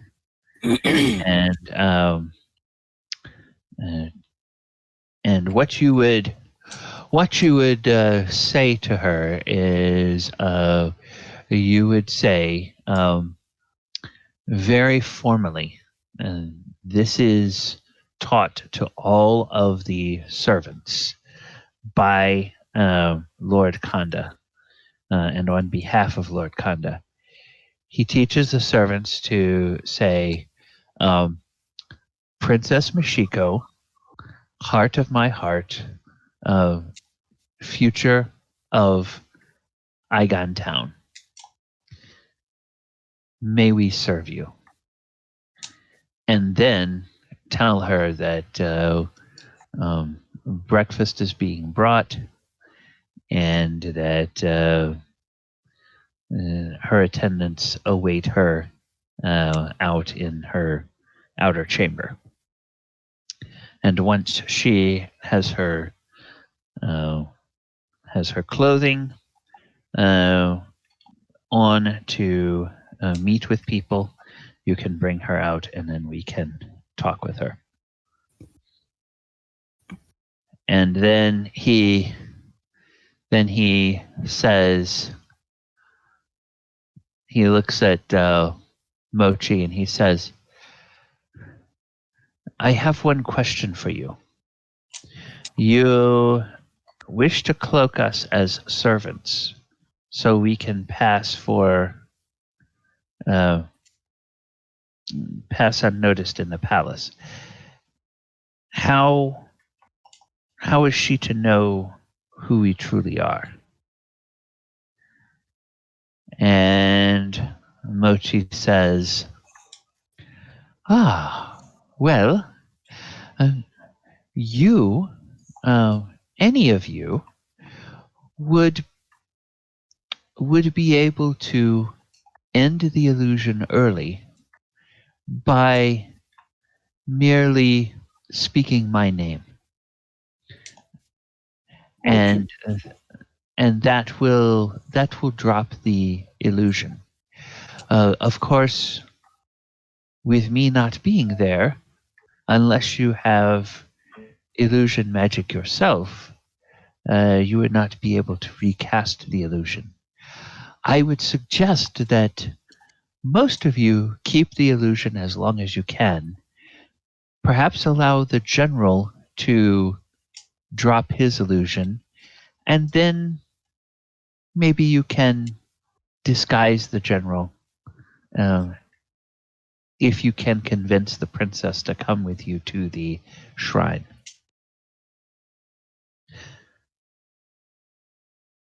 And the general says, yes, okay. That will work. We can do that. I have done some subterfuge. I have gone about in disguise, and as a younger man, I even disguised myself as a woman to creep into an enemy's stronghold and find some information that we needed.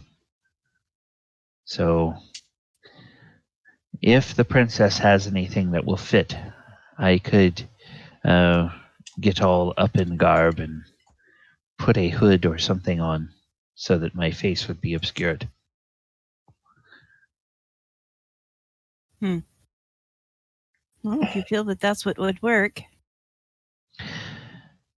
And he says, I think that's the best way of getting to the princess alone.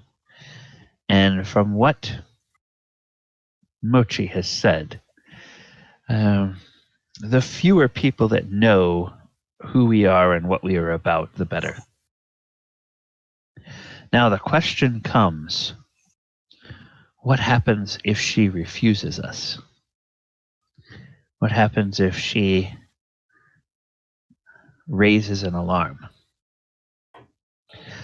Well, then we may wind up having to fight our way out of the castle.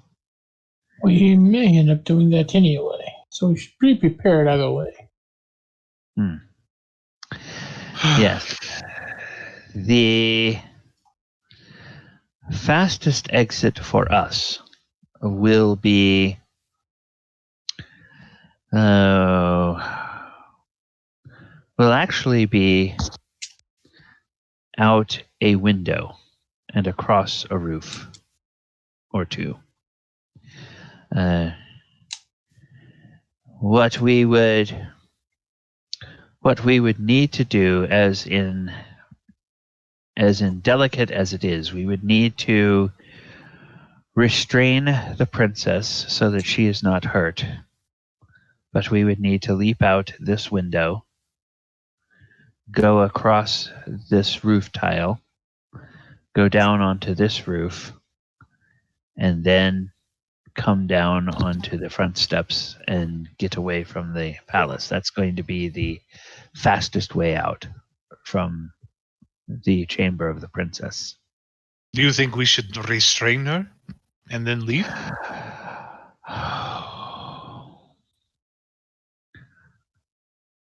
Oh, and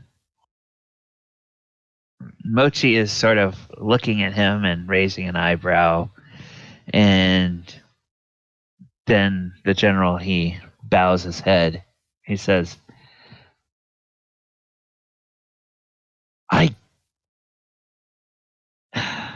I know it may be necessary to harm Lord Konda and the princess, but I cannot bring myself to say the words. Oh, well, whatever we must do. If we find the princess here, we will find Lord Konda in his chambers here. We can do what must be done, and then escape either out of Lord Konda's chambers through here, or out of the princess' chambers through here.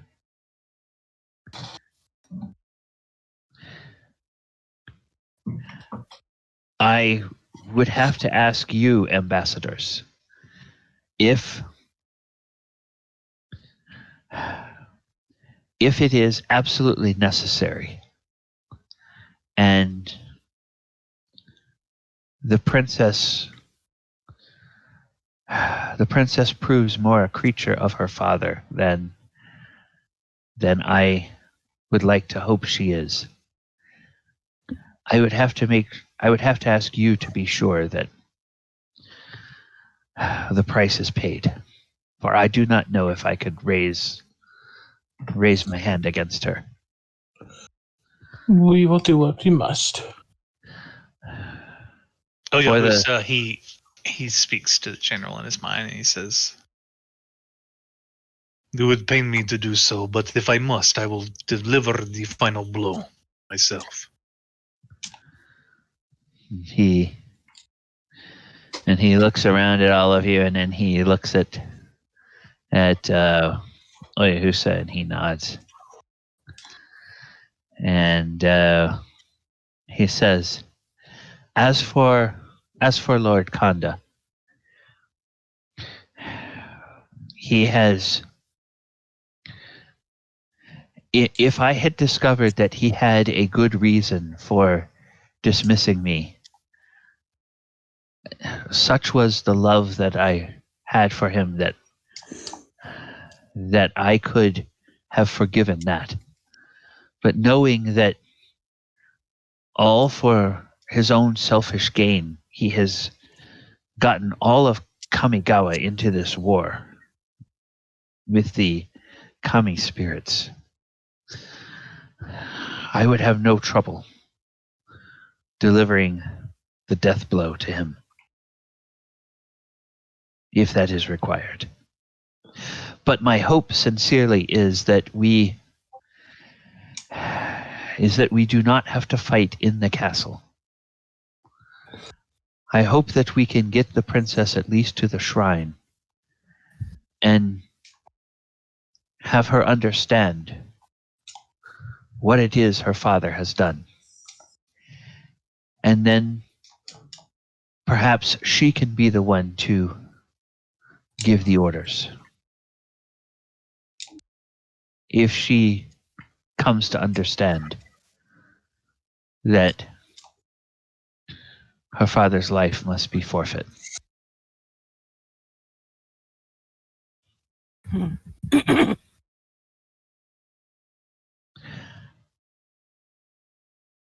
Now, this is the plan I have from my knowledge of the castle. What faults do you all see with it? Is there a better plan you have from what you have seen of the layout? Let me go back to the main level.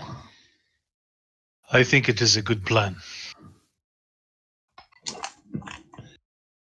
We try to get in and out as quickly as possible, and nobody gets hurt, if we can. But we will have to deal with Lord Conda at some point. We will. I would hope that. And then the general stops and looks at Mochi and says, Mochi, do you have any understanding of whether the abducted child of Okagachi could communicate with us or with the princess? Would they be able to talk to each other? And the Kami or Mochi says, I honestly do not know. That which was stolen was taken before it hatched, before it was out of the egg. I do not know if in Lord Kanda's care, if it has remained in that form, or if it has grown, or exactly what the status of it is. And perhaps it has the ability to make a telepathic bond with the princess. I believe that just as I can speak with you, a kami with sentience could speak to another, but whether it would speak with the mind of an infant or with the mind of a young adult, I do not know.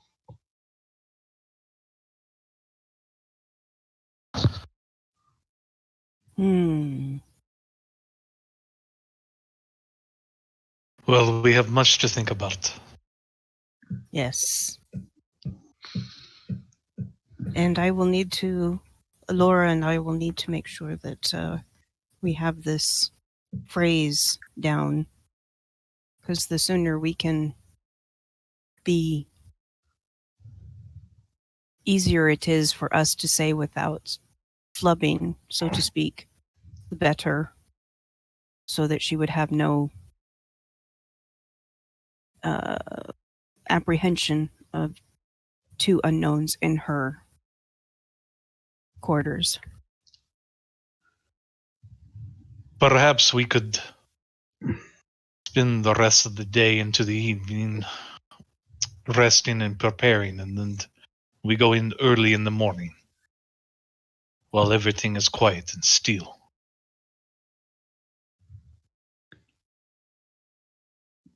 And the general nod, says, that would be my counsel. The fewest people will be up and about at that hour. Very well. This has been a very good conversation. And Oyo gets up and he takes a walk and he heads towards the gardens. Okay. And then the general looks at the others in the party and says, what thoughts do the rest of you have? It is a good plan.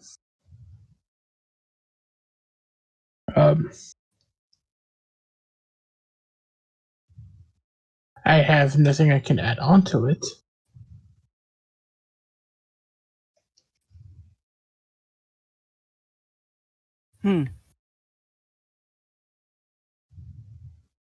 Enka seems very deep in thought at this point in time, trying to look over the maps that's been drawn and making some internal notes.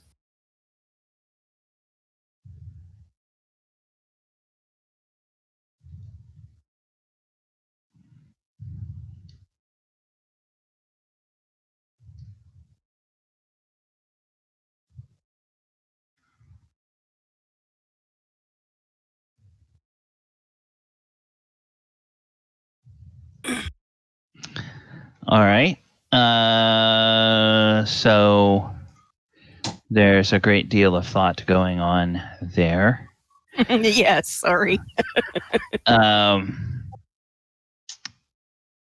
Leo is out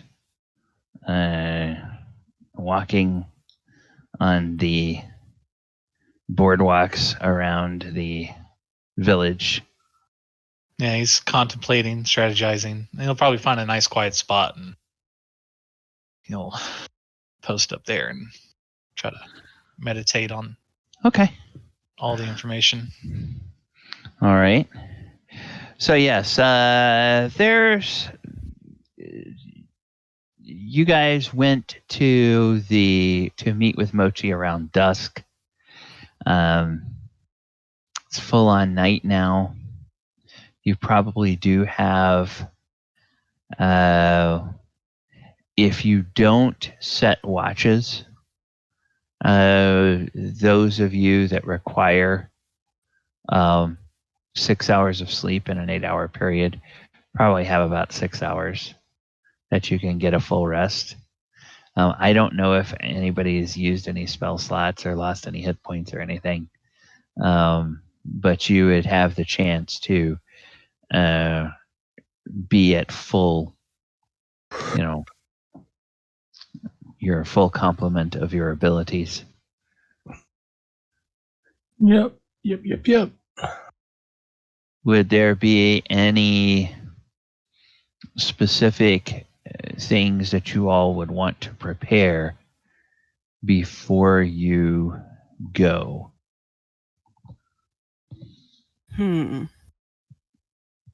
No. I mean, Mochi's going to disguise us to look like proper servants. I mean, I've been told many times there are none of me, my kind. Well, what Mochi, probably not terribly surprising from what he what he demonstrated earlier. Mochi does spend some time talking to the general and asks the general to describe in great detail the look of the servants and their livery. And so as the general begins to describe the livery, Mochi resumes human form. And then as the general talks about the way the the type of clothes that they wear and the livery, in terms of the palace colors and this, you can see that Mochi's outfit changes. And, as the general sees what he's doing, he'll say, oh, no, that should be a little darker. That should be a little longer. That should be a little shorter. Until finally Mochi is garbed in such a way that he says, yes, that's the way a male palace servant would look. Now for the female. And then he goes through another 15 minutes of describing and fine tuning and everything until he finally gets that look. And then Mochi looks at the rest of you and smiles and says, oh, very well, I can make you all appear to be human male and female servants. As far as anyone in the palace, they will just simply see you for the folk that are always there. Okay, Excellent. that is good. And then he smiles, and he says, although there is part of me that would wonder what they would think of a metal servant wearing palace livery. He kind of looks at Adamant and grins.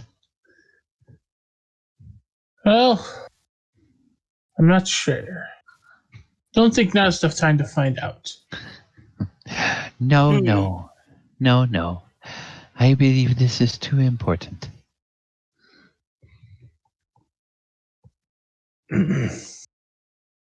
Adamant gets up and brushes himself off. Think I shall step outside as well. Okay. He is going to go outside. Just steps outside. He literally steps outside. Yep. Okay, so we are back at the where were we? We were back at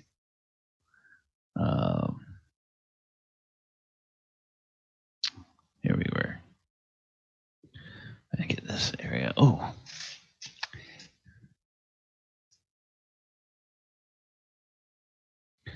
All right. So, the rest of the night passes uneventfully. Presuming there's nothing else people need to do. Rest of the night passes uneventfully, and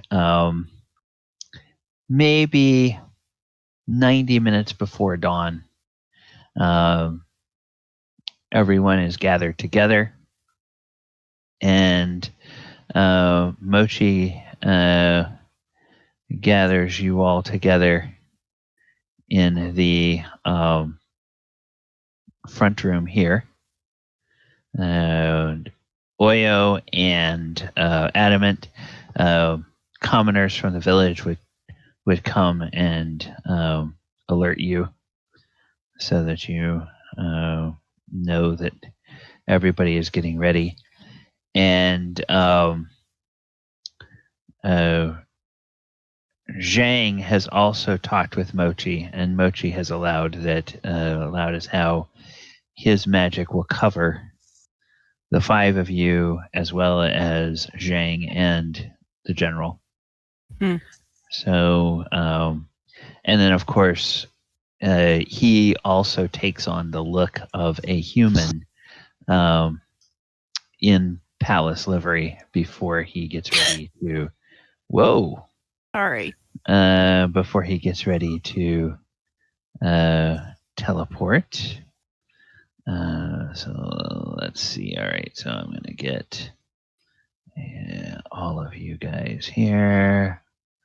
I'm gonna get you guys around here, and then we'll get you guys over here. All right, so everybody will gather around Mochi here, and he will. Actually, he'll get right over here, and he'll ask everybody to grab hands again, and he then looks at Elora and he says, "Elora, Don't forget the ginger root." She starts reaching through a bag of holding and quickly puts it in her mouth. Quiet. Yeah. He waits until you have had a chance to chew on that, and then get your bag settled again, and then he smiles at Oyahusa, and he smiles at Enka, and then he says, to the general, he says, "I will have you know, it has been 501 times that I have successfully teleported without winding up in a tree." Don't go through that again. And the general says, 500 times since. And about this time, she's like, no. Everything blinks out right in the middle of the general's sentence, and then you guys wind up finding yourselves sort of in the corner of the courtyard over here, and let me move the ribbon.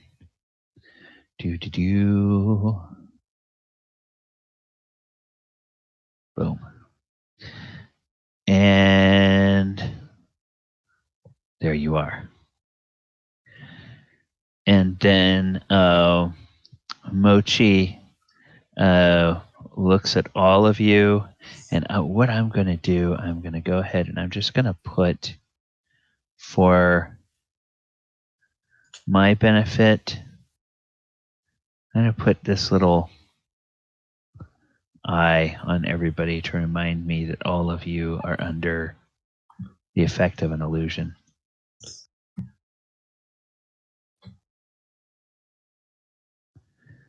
Okay, so that everybody is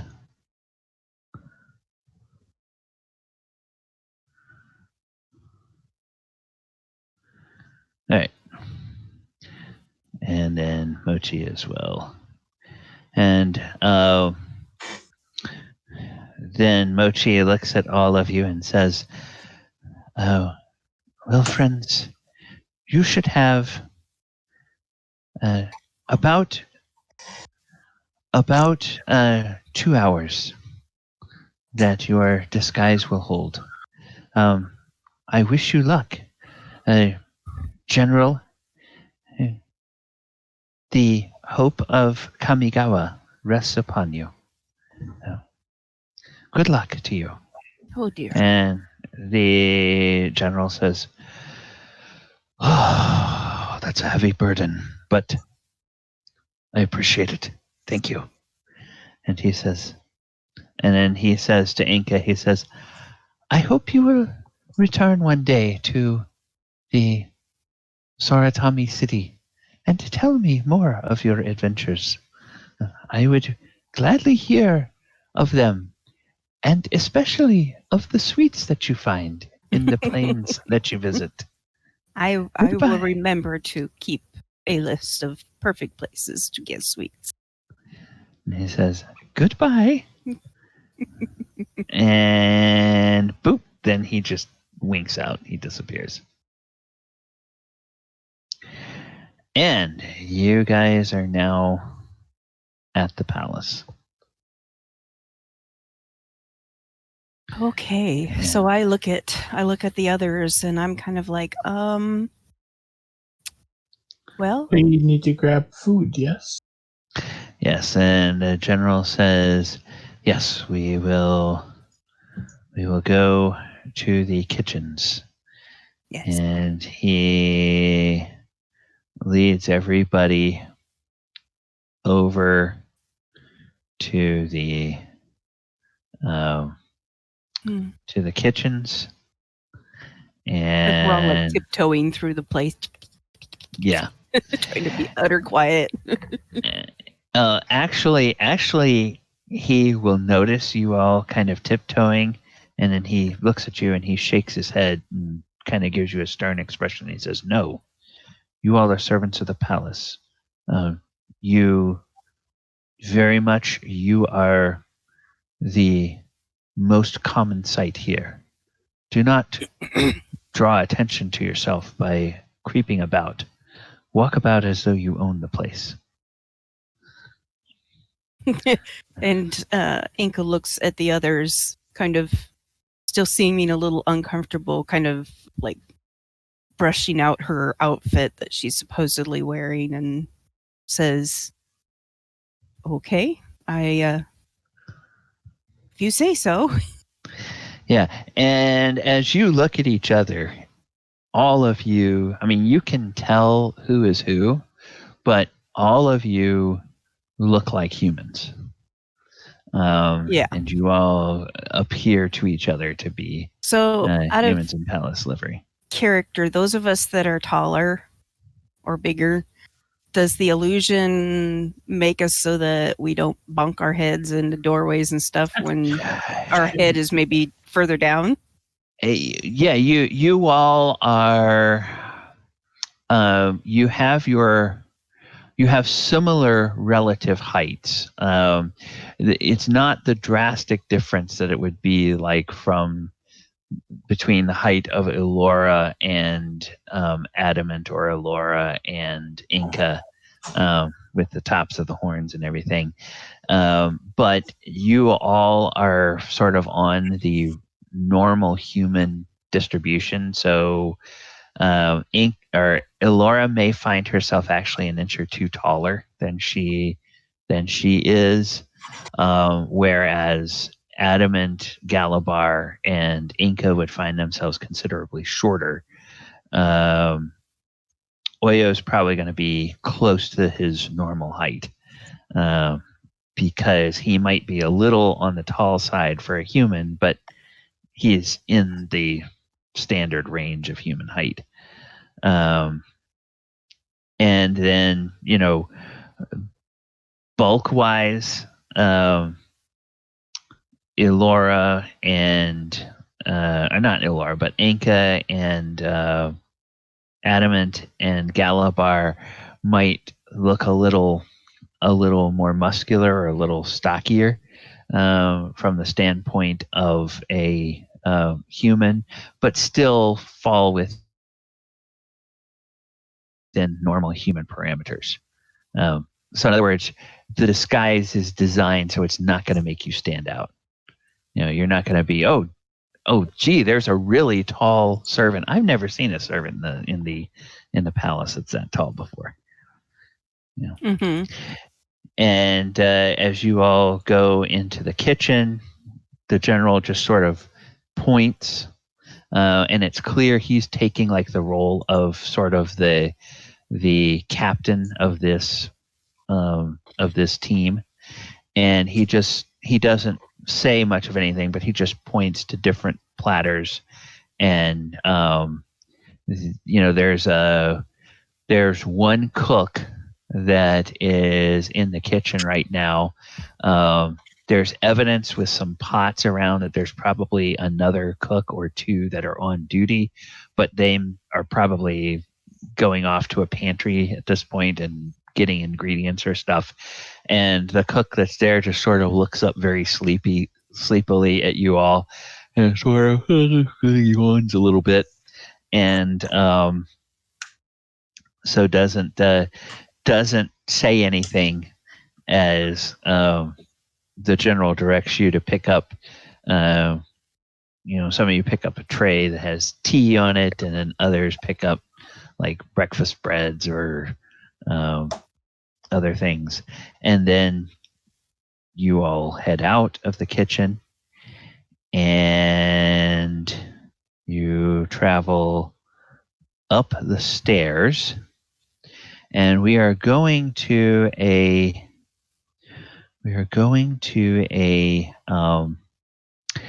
this map had a slightly different orientation than the other map, but we're going to a more detailed map of the princess's chambers. So we're going to do that, and that will be right over here. So let's go ahead and bring this up a little bit.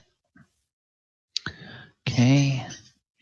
And then you all will come into the main door of that, which is on the south here. Oops. And you guys will be into this room here. And then the general will point over here and say that this door is the door that leads to the princess's bedchamber. And so I need to... Okay, so let's do this. And... Okay. All right, so then he nods to Elora and nods to Enka, and players, for your benefit, I did put in the Discord. Yeah. The information that he told you guys to say.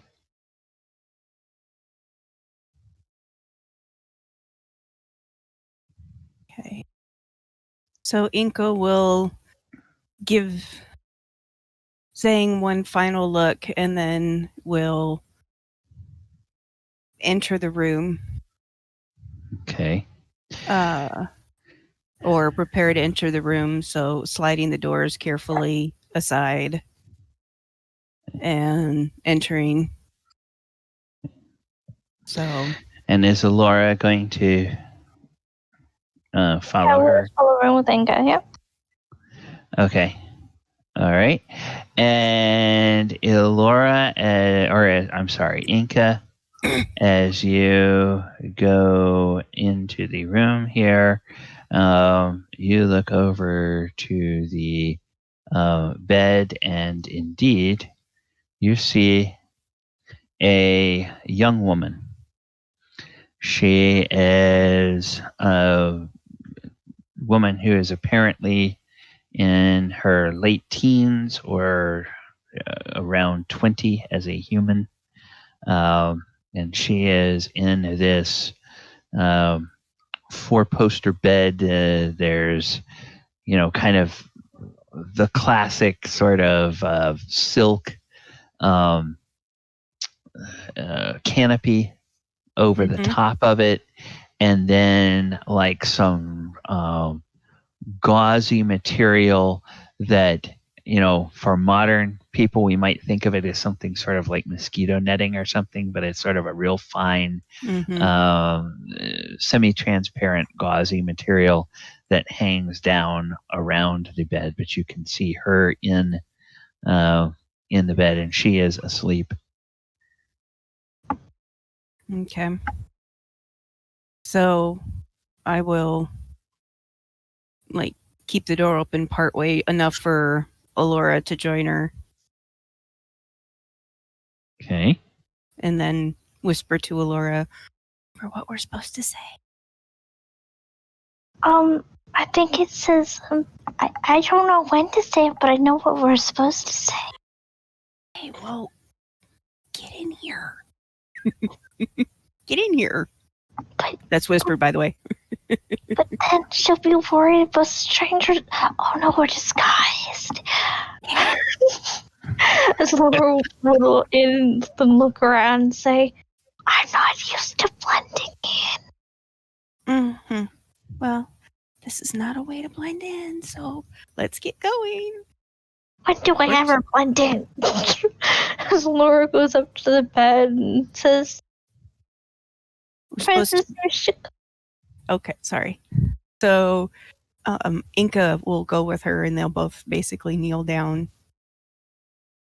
in front of the bed, and then she'll let she kind of gets Elora to kneel down too, and then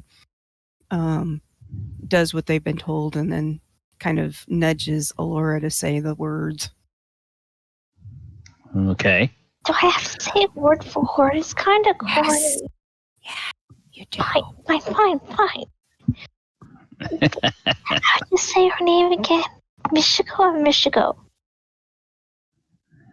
Oh. That's not what you're gonna say. Fine. Princess Michiko. Heart, future of Eiganjo. What is it? Oh, for fuck's sake.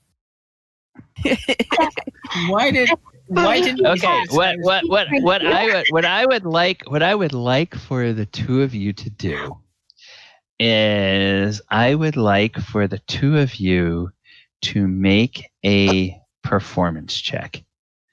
So do a performance roll and see how convincingly you all are able to sound like servants as you deliver this greeting, the formal greeting. Princess Michiko, heart of my heart, future of Eiganjo Town, we greet you. We're Do you want me to do it, or her to do it, or both of us? Both of you roll performance. Oh, performance. Okay. I'll be giving her guidance on this. Okay. Oh, wow. 17 and 20. You guys say it in unison. And who's got the guidance? Elora, did you give that to yourself, or did you give that to Enka? To Enka, I can't give it to myself.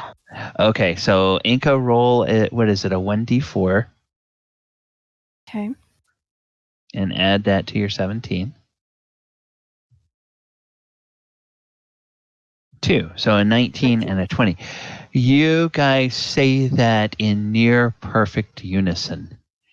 And as you do, the princess's eyes flutter open, and she turns and she looks, and her brow furrows a little bit, and she says, I haven't seen you before, but no mind. They are filling your head full of rubbish. Please, I'm just Michiko. None of this nonsense. Good morning. And Inka's like, yes, Your Highness. Good morning. Laura Torrance Jenkins says, I told you it's too formal. And Michiko looks at Elora and smiles a little bit and says, so maybe they are hiring more clever servants after all. Yes.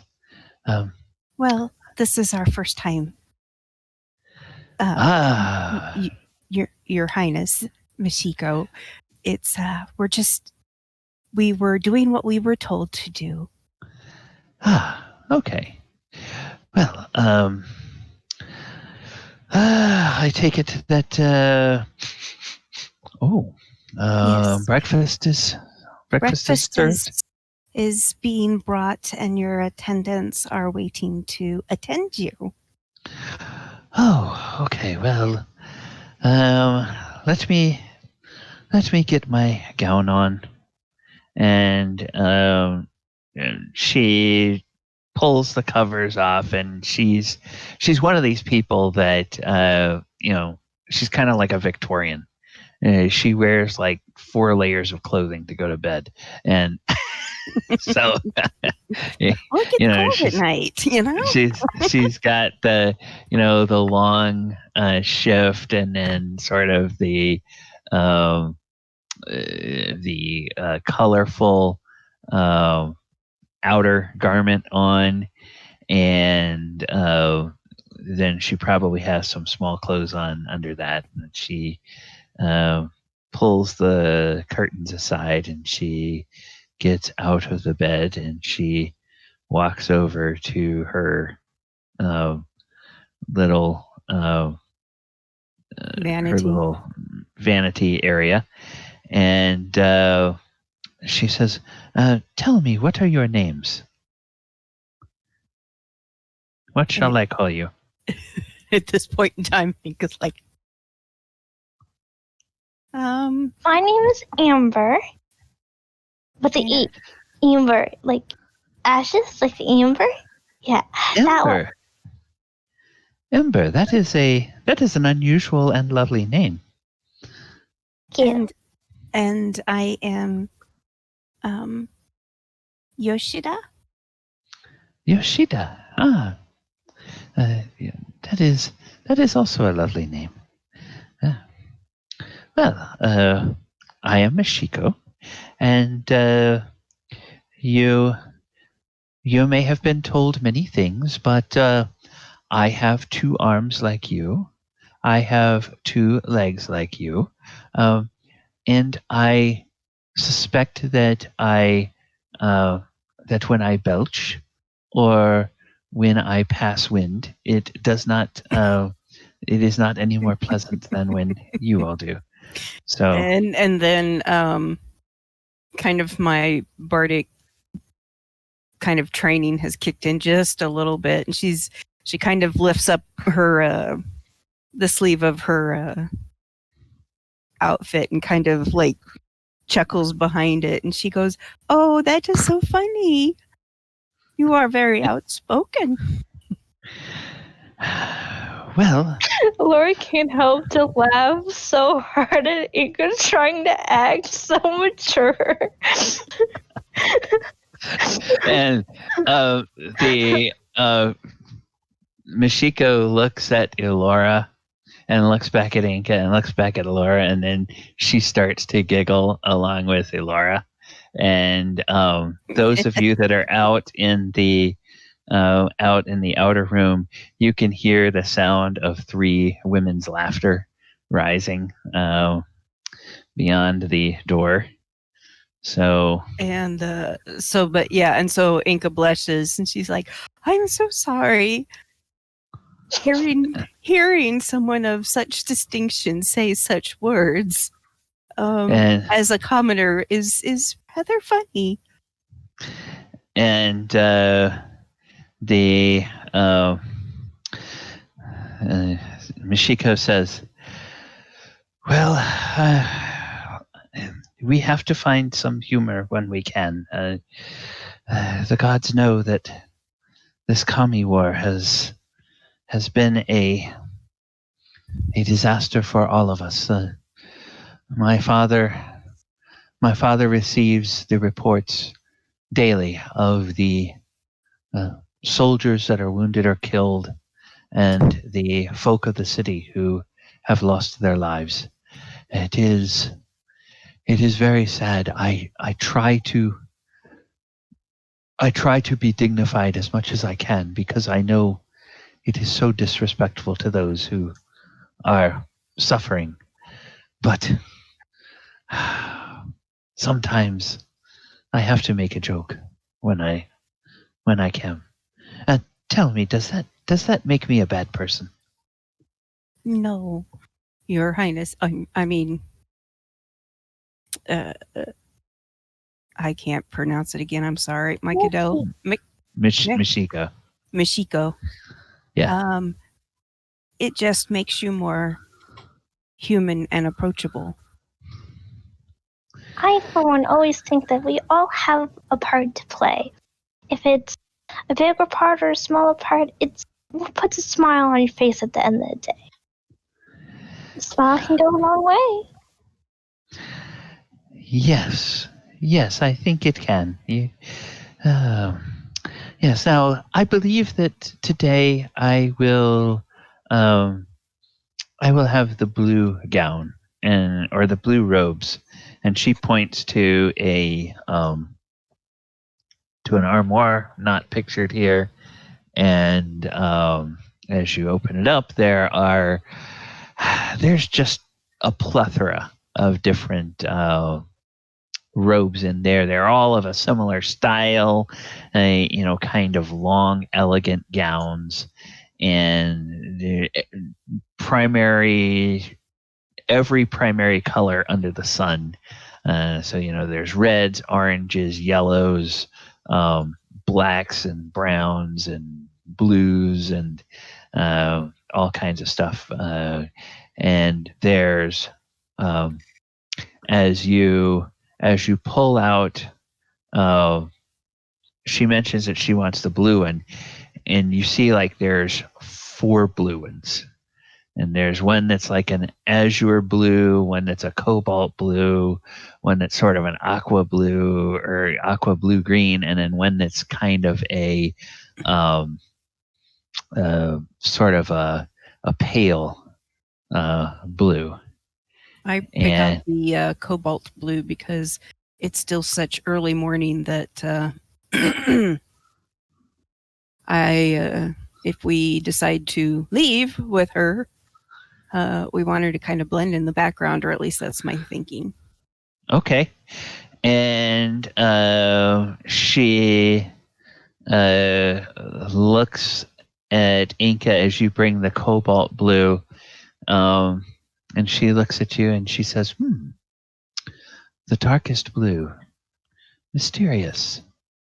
Yes, I like it. I think we are going to get along well. And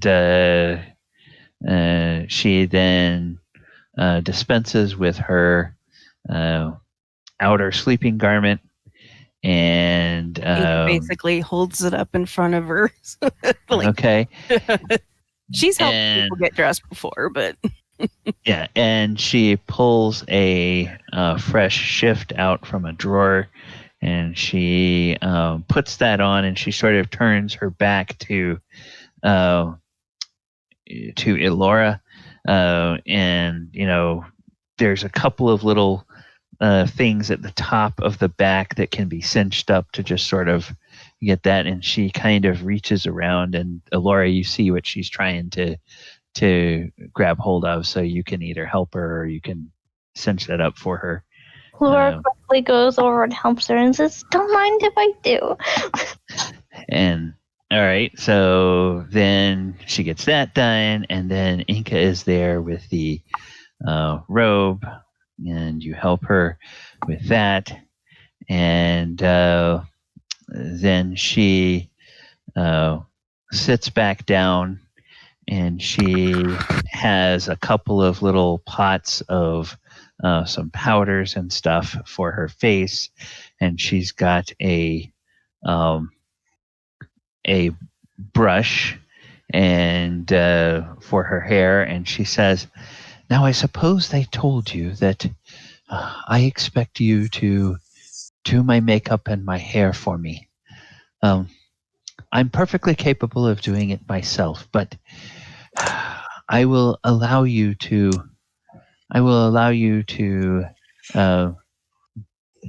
do my hair and makeup if you don't overdo it." Everyone And about seems this to time, she looks at Elora and goes, I think this is your expertise. Laura giggles and does like her little happy dances. Do you like my hair? Do you want to like mine? And she twirls around and you see all the little tiny space buns in her hair pulling it out of her face, and it just looks pretty. Okay, yeah. There's something about your hair that, while it's a natural human color of hair, and more so a darker color because it just sort of fits with the people here of Eiganjo Town. The whole idea of these disguises is you don't want to stand out and you don't want to look unusual. So She's disguised and she doesn't have her pretty long white hair anymore, and she's like, yeah. But what's interesting is that there are some highlights in Elora's hair. This is something Enka can see. There are some highlights in Elora's hair where it sort of feels like kind of the echo of the drow platinum hair, but that it's sort of subtle and underneath. And Michiko goes, oh, Ember, uh, you and I must show me how you get that wonderful color in the highlights of your hair. Father will be absolutely scandalized, but I simply must know how to have some of that color in my hair. I would, if this war ever ends, I swear I will have an entire streak of my hair that is yellow like the sun. It will make my father keel over dead to see it, but I will do it because, well, in part because he would forbid me from doing it. I take it that you are rather a quiet rebel against your father's edicts and orders. Well, it is. Again, it goes with the time. I could pout, and I could stomp my feet, and I could make a scene, and it would make me appear to be a petulant child who has no feeling for those who have suffered so much. So I must simply quietly find ways to strain against the edicts of my father. For the sake of the world, I must show the world that, like my father, I understand the burdens that everyone carries. But what would you do if you could escape those burdens or do something different with your life? Have you ever thought of that? And she looks at you and she says, remind me of the name that you're using again, Enka. Yoshida? Yoshida. She looks at you and she says, Yoshida, as long as this war rages, the only thing I would change is if there was some way I knew that I could stop the conflict. I would not abdicate the responsibility that my father and I, as his heir, have to the people of our city, to the people of Kamigawa, in the face of this attack from the Kami. Enka kind of looks at her and goes, I understand, Your Highness. if there was a way that you could end this war, would you? I would do that between one beat of my heart and the next. I see. That is very brave of you. Shall we get you ready for the day? This is a very sad discussion. Yes, it is, but it is good to be reminded of the reality. Well, Please. I will go prepare, make sure that your breakfast is prepared while Elora takes care of your hair and makeup. You mean Ember? Sorry. You can And leave that Ember as would already be you playing. can leave that as an in character and out of character slip. Okay. Well, around. well, that's a good question. Would you intend that as an in character slip? She's so used to calling Elora that, even though they may have said, okay, I'm going to use this name, it probably was just they call it, Freudian slip. Okay. She looks at you and she gives you a very curious look. And then she looks over at Ember. Elora gives her a curious look and says, "You are very different from other servants that my father has employed." Oh, how so? I'm curious to know more. I get the sense that there is more to you than simple servants. And yet, I do not feel in danger. She chuckles and says, well, if you're talking about my name, I have 2 first names. So don't think about it way too much. Oh. That's why she calls me kind of like, you call me Ember. I'm so sorry, Amber. I know that you wish to leave that name behind, but it is so familiar to me.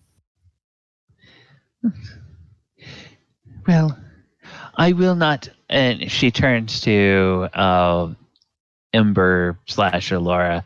She says, "I will not ask you to elaborate on something that might bring you pain, but someday I hope you will tell me the story of both of your names." And but yes, let us get ready. And so then, Enka, you're gonna slip out. Yep. Okay. All right. So you head out to the room where the rest of the people are, and the general has sort of been pointing to things and getting people to place things there, and having people take up stations, and sort of where they are. And the general looks to you and sees you come out, but doesn't see the princess or Elora come out, and he kind of looks a question at you.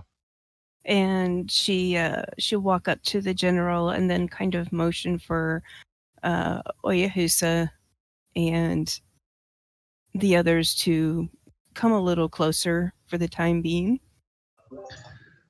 Okay. Come closer.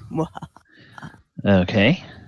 And we'll basically say, once she has you, I forgot, who is this? This is the general. This is the soldier that used to work with the general. Okay, gotcha. Okay, so she'll kind of motion to you guys so that she doesn't have to speak up too much, and she goes, "I think if we play our cards right and are truthful with her that she can end this war now by sacrificing herself, she will do so. But you must not threaten her. You must come at her with this offer. Make it an offer. Make her understand that this is... she just confessed that if she could stop this war, she would. Within one heartbeat, she would do so. So I have a feeling that we are not going to have to do much other than just convince her of what needs to be done. Well, bring her in.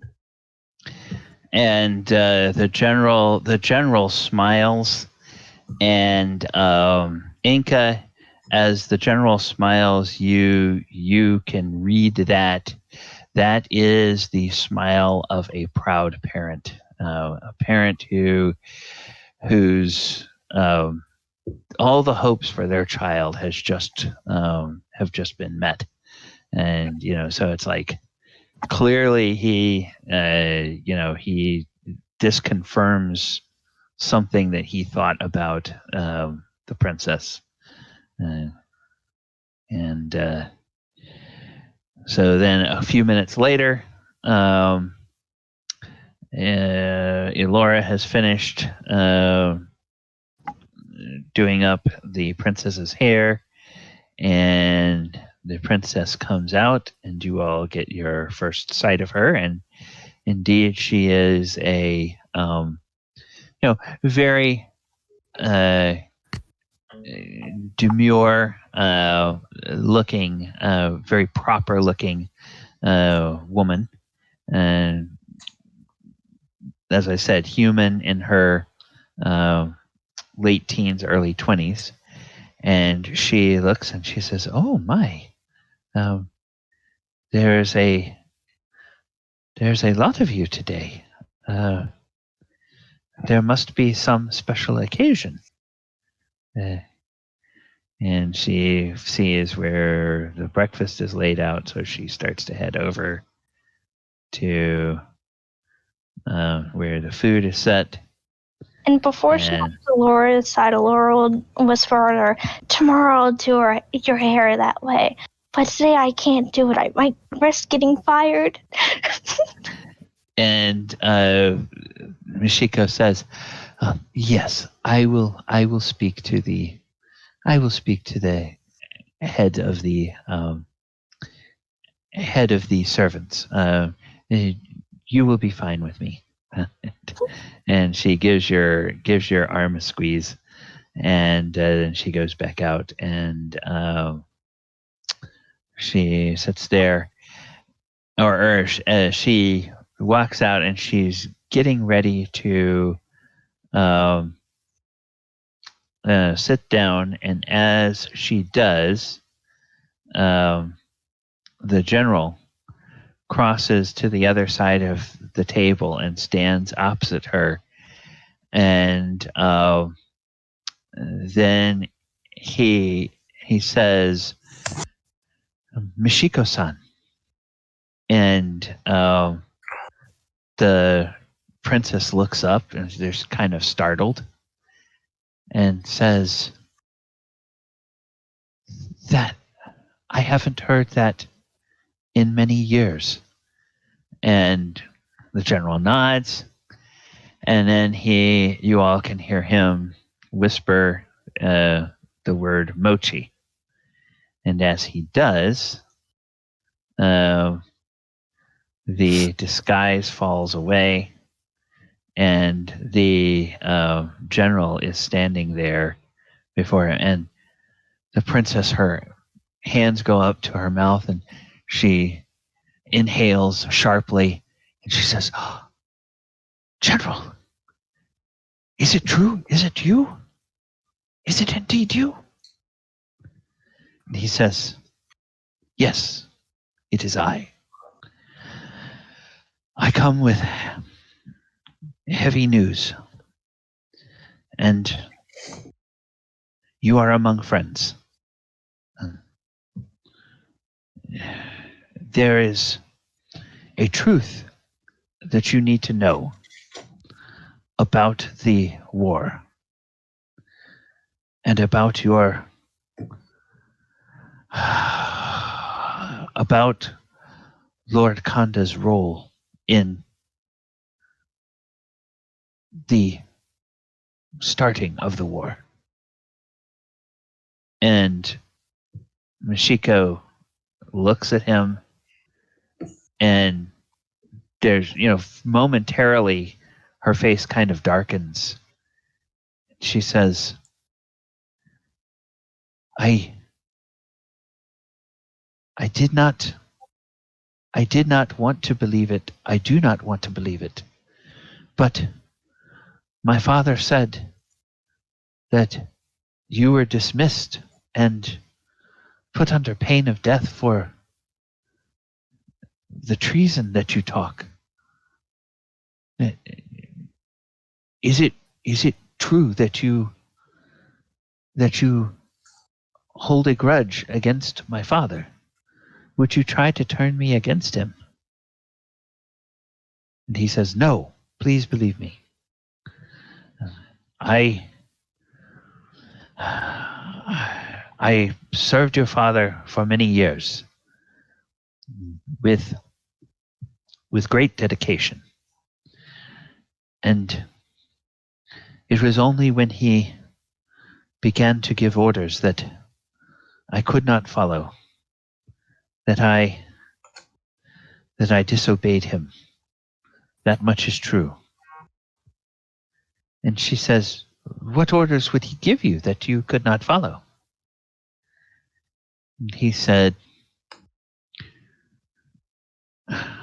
I counseled that when we engaged the kami, we should seek first to find what their grievance is. But your father bade me instead to have my men simply attack them on sight. And the princess looks a little askance at that. Says, that is hard to believe. Lord Kanda has always been the diplomat, and yet he would counsel attack on sight. And she sort of looks around to the rest of you very uncertainly. And says, "What? How could that be?" And the general, he seems to be fumbling for words, and then he sort of looks over at Adamant. Adamant rests a hand on his shoulder, gives a solid pat. Princess, your father looks around just to make sure that it's just them. Yep, it is. Just you guys. He stole a kami child of a very powerful kami, and that's what has caused this war.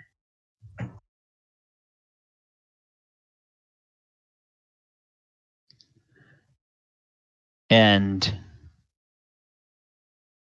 she looks at you, and she looks back at the general, and she says, "Is this true?" And the general nods. He says, "How long has it been since you have been to the shrine of Mochi?" And the princess says, "Well, General, you know yourself that I have always been forbidden to go to the shrine of Mochi. It is a place for warriors, my father has always said. It is no place for a princess." And then the general raises an eyebrow, and he says, Did you ever wonder what he meant by that? Did he not have me train you in the arts of all the weapons that we use in war? Did he not have you prepared as a warrior princess who could lead her people in battle if needed? And yet, the most sacred shrine to warriors, he will not let you enter. And she kind of thinks about that, and this, it's like somebody pointing out something very obvious that she had never thought about before. And she says, "That is exceeding strange." And the general says, "Yes, we understand that it is the shrine of Mojin where that which was stolen has been held all of these years. We believe that if you come with us, you can see the truth for yourself. And we hope that you will know what needs to be done. We have been offered guidance, but I am hopeful you can make the decision for yourself." And the princess looks around and she looks at Enka and she says, "So it was not an idle question." No, it was not.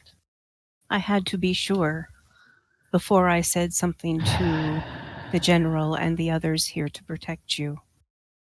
That way, we would not have to resort to other means of trying to convince you. We did not want to, but it was an option and I didn't want it to happen. And she nods. And she looks at the food on the table. And she says, "Let us not delay. General, take us." Enka will speak up and go, "Is there something that you wish to take? Anything you wish to have packed before you leave?" And she says, "No, not for myself, but General, you can resume your disguise, no?" And he shakes his head and he says, "No. Once the disguise is dropped, I cannot resume it." About this time, Enka looks over at the outfit on a dummy. And as you look at that, Michiko looks at you, and then a smile touches her lips, and then she looks over at Elora, and she smiles, and she then looks back at Enka and looks at Elora and says, "I think you two have someone else you need to dress." I do too. And she'll cover her mouth with her sleeve, trying to do the hold. And then Princess Michiko looks at the general and puts one elbow in the palm of a hand and sort of taps her chin and says, "I am in blue, General. I think you would look fetching in the other blue dress." And the general just sort of, he sighs and he says, "Very well." Is he clean shaven? He is, in fact, clean shaven. Okay. Galibar pulls a disguise kit out of his bag of holding and hands it to Elora. And Enka runs into the other room and grabs out the other blue outfit and then Okay. grabs Well, a fan actually, on the way in. okay.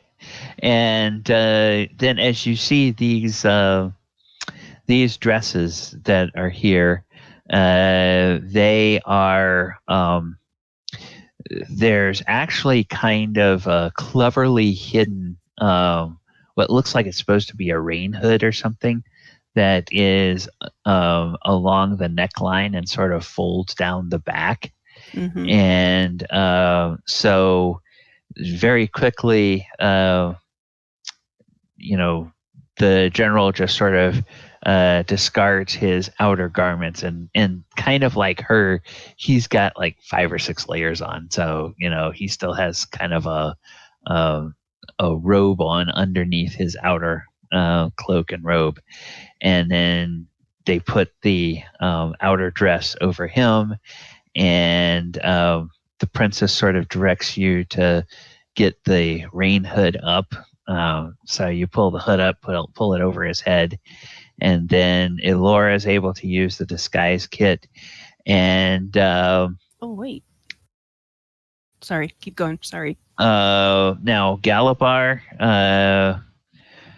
what does that spells. disguise kit do? But you're the one that's proficient in it, right? Is Elora proficient with a disguise kit? If not, it may be better if Galibar does this. Oh, I have polymorph. Oh, you have polymorph. Okay. So she stands there and she goes, "Okay, now that we have the outside garments, I can finish the rest of the look." She kind of looks over at Elora and smiles, and it's now, okay, are you going to? concentration. Mm-hmm. Yeah, are you going to tell? Into beasties? Are you sure? Okay, hang on. Let's just see. Spell transforms. Okay, stop. Everybody, stop typing. Spell transforms a creature you can see within range into a new form. Unwilling creature must make a wisdom save. No effect on shape changer or creature. The transformation lasts. The new form can be any beast whose challenge rating is equal to or less than the target's. Okay, so yes, a beast is a creature type. So Okay. you could not change him. Crap. The spell that you could use if you have it is Alter Self. Do you have Alter Self? I think Alter Self. So that's self. That only targets you. As I'm saying that, it's like, oh yeah, okay, obviously. The other thing. Wait, no, disguise self is self only as well. What's Could just turn him into a mouse like Galibar said. Greater invisibility, that would work. Okay, but that way, we're still going to leave him dressed up because if something happens and I lose concentration. Yeah, and that's only a minute. So that's fine. But do you have regular invisibility? If you have regular invisibility, that lasts longer, and as long as you guys don't get into a fight, you shouldn't. No. Okay. Does anybody have regular invisibility? Negative. I have Dimension Door too. Yeah, that there's usually a bit more of a flash with that, and you disappear from some place and reappear some other place, and I don't think if I you can don't take know anyone exactly, with me. I think. Oh, I can bring one willing creature. Yep, one willing creature. All right, so yeah, they seem to think, and the princess shows the general, or she's going over to show the general sort of the use of the fan that Enka found, and the general just sort of gives the princess a look and then flips out the fan, and then just sort of in a very strange way that looks extremely out of place.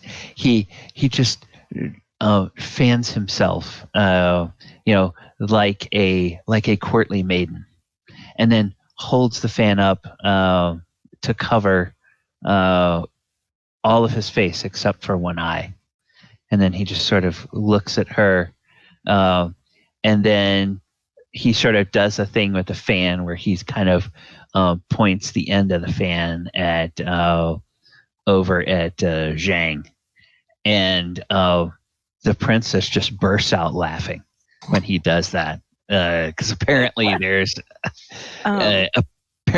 something that he just said something to her with that fan that only ladies of the court would know. So did Elora get a chance though to like use the disguise kit or to put makeup on him? Well, okay. Yeah, we kind of got interrupted with the polymorph spell. Sally. I was going to double check with Galibar. You have proficiency with the disguise kit, correct? Yes, it came from my background. And Elora, do you have proficiency with the disguise kit? No. Okay, so Elora could sort of tell Galibar, but it would probably be better if Galibar did it. You'd probably have a better result, unless what is, with all the proficiency and everything, what would Galibar's score be if you were doing, let's say, a what skill would that be? Well, there is a disguise kit skill. So. Oh, okay. So I have a +6 to it. You have a +6 to it. Okay. Elora, why don't you make a sleight of hand check? And depending on what your roll is, you may give Galibar advantage on the use of the disguise kit.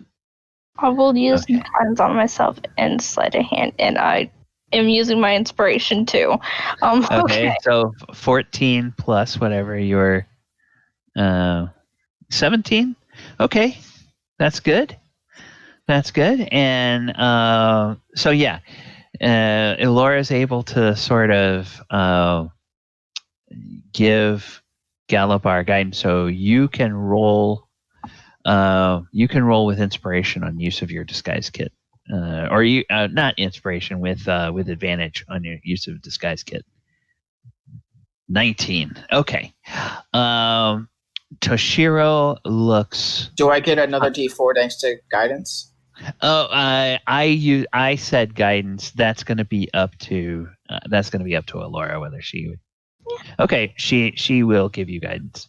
Okay, so a total of 20. Yeah. The general looks absolutely ravishing. He looks like he looks more like a human female than Elora and Enka do. Thanks. Meanwhile, she'll look at the two, the princess and the general, and look at them and go, "So, just in case, who is she?" She looks at the princess and is pointing at the general. And she says, "Ah, yes, very, very good. We shall call her. We shall call her Nishi." Okay. And who is she to you?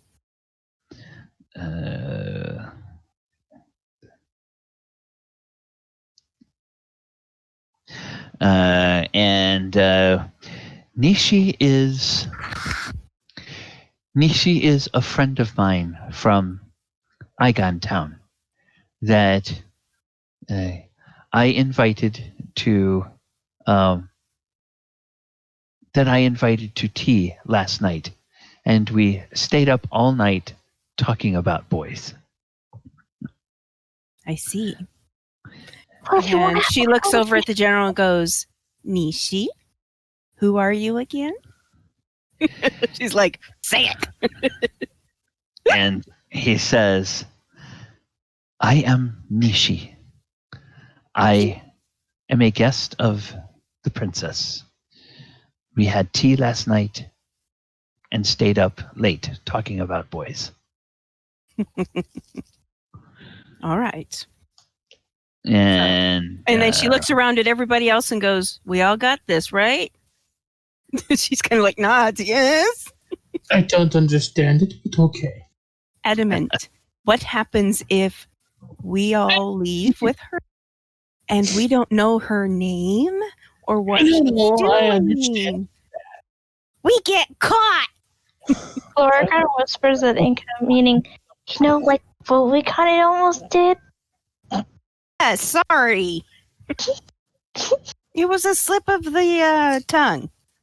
Why would they? and she kind of sticks her tongue out like she's going to lick her nose like she usually does to disturb people and realizes it doesn't compute. Laura did the same back to her. It doesn't compute. Yep. Human tongue can't reach to the end of the human nose. It's all right. So, Zhang looks at everybody and says, "All right, and we will just follow you, princess." And the princess says, "Yes, and General, I hope you will be able to get us in." And the general says, I do have some friends here in the keep, and before I left, they were able to supply me with certain aids. And he pulls a small pouch out of a pocket somewhere from his inner robe, and he produces a small ring that has several keys on it. And they look like keys that would go to interior doors within a building of some kind. Cool. So, we will go back out of the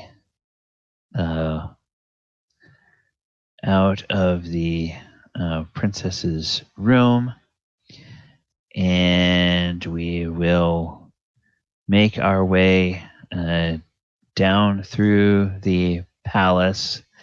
And I need to get the princess. Okay, so yeah, we just can leave her behind. Yeah, It's not a big deal. Yeah, so yes, and it's all right. Okay, so now the group of you do not need to go back through the kitchen, but you will go back out the rear entry of the palace, and you will go across a courtyard, and okay, wait a minute. I'm going to do this. I'm going to do this. Do this. As you go across this courtyard, you come to the entrance of a Sorry. shrine complex, and that looks something like this. Okay. All right. Now somehow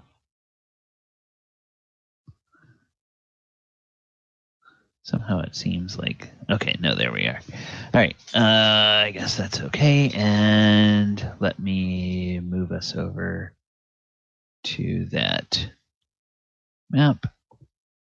All right. And this is the entry of the shrine, and then the general says straight through and beyond to the interior of the shrine. And so he brings you all into this area here, this hall. Okay, I'm gonna make this a little smaller on this screen so that it can be seen.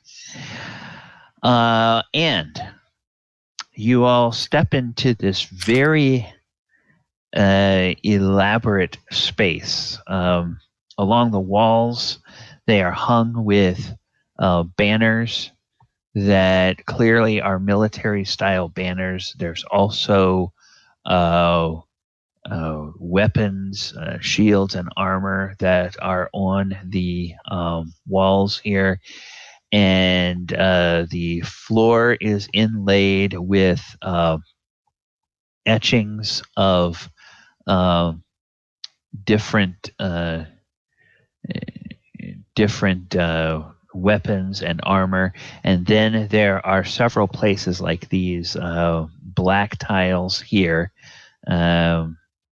these black square tiles here, and then further up here and here. Those are all etched with names. And there are there's like the names are grouped together, and there's what looks like a date, and then a series of names together. And the princess looks around and says, "I have never been to this shrine, but I have heard much about it." And she walks over and she kneels down and she says, "General, tell me truly, these are the names of those who fell in the famous battles of Eigan's history?" And the general nods and says, "Yes, they are commemorated here." And she just kneels silently for a moment, and then she does sort of it's a thing that seems like it's kind of got some religious significance to it, the way she sort of waves her hands in front of her and then holds them to her heart. And then she bows her head quickly and she stands up, and then she goes over and she kneels down in front of this tile and does the same thing. And so you guys are all looking around, and there's a screen up here, but you can see sort of a glow coming from behind this screen. And okay, I see. Let me do this. Okay, no, that's not right. This is right. And then we're going to go here. We're going to go here, here, here. And we're going to go here. And then it's this. And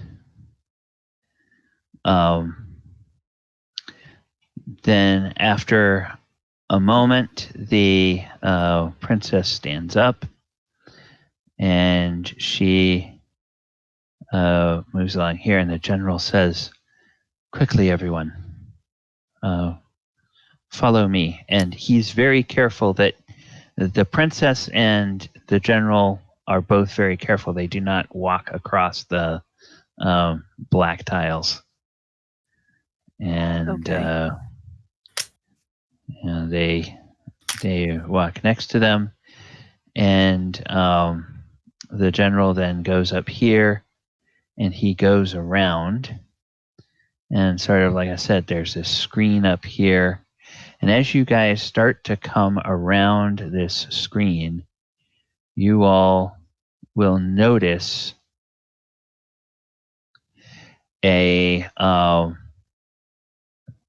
you'll notice this elaborate sort of pedestal. And there is this large item. And I'm going to show you guys a God, you're jumpy cat. handout. Shrine object. And then we're going to go here. No. And we're going to go here. Okay. And then sitting on the pedestal on that shrine, you guys see this. It is about 3 feet in diameter. It's sort of a crystalline sphere that just appears to kind of hang in the air, hover above this ornate pedestal that is there, and it has a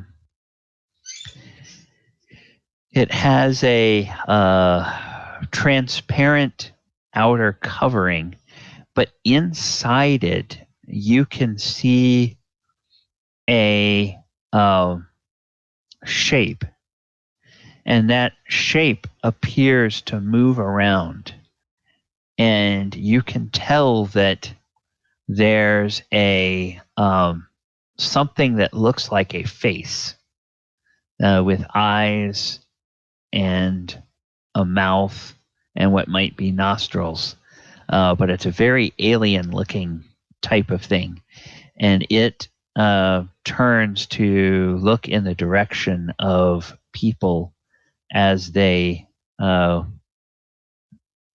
come around, and the princess comes around on this other side, and her breath catches, and she holds her hands to her mouth, and her eyes are wide, and she says,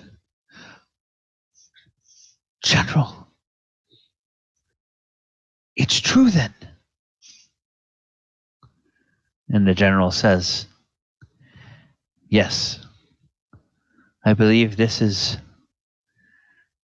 what we were told about, my princess. This is that which was taken from Okagachi himself." Can we set it loose? And the princess looks back at the general and says, "Okagachi, the father of all kami." And the general nods and says the very same. And she says, "What must I do?" And he says, see if you can communicate with it." And she steps forward, and she approaches, and as she does, it's clear that the thing inside, all of its attention turns towards her. Now, you guys are sort of where you are. As she approaches, where do you all want to be?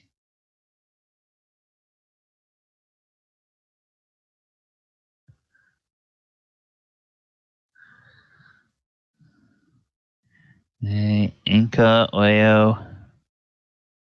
Mm,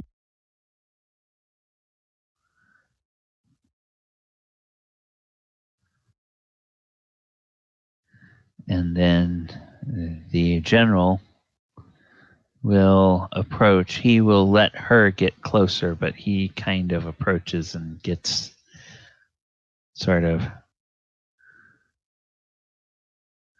All right. And then the princess looks around at everybody and says, "Hey, it is a prisoner. I wish to free it." And the general says, "Then see if you can." And the princess steps forward and she reaches a hand out.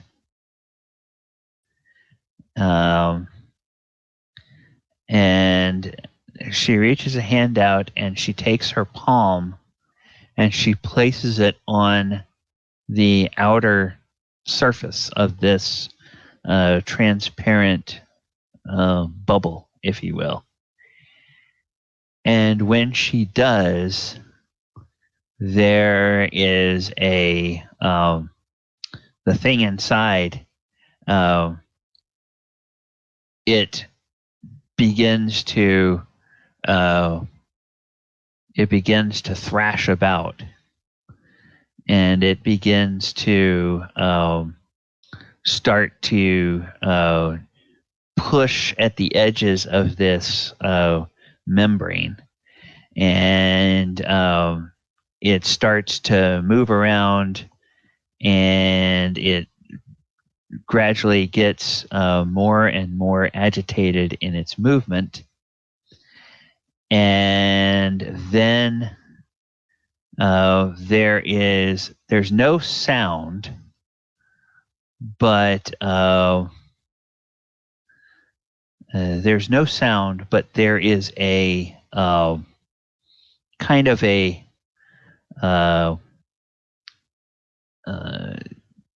the membrane bursts, and there's sort of a jet of liquid that flies not towards the princess, but over next to the princess. And as that jet of liquid hits the floor, it begins to change its form. And what you see standing before or standing next to the princess is you see another young human woman that almost seems to be exactly the same age as the princess. And the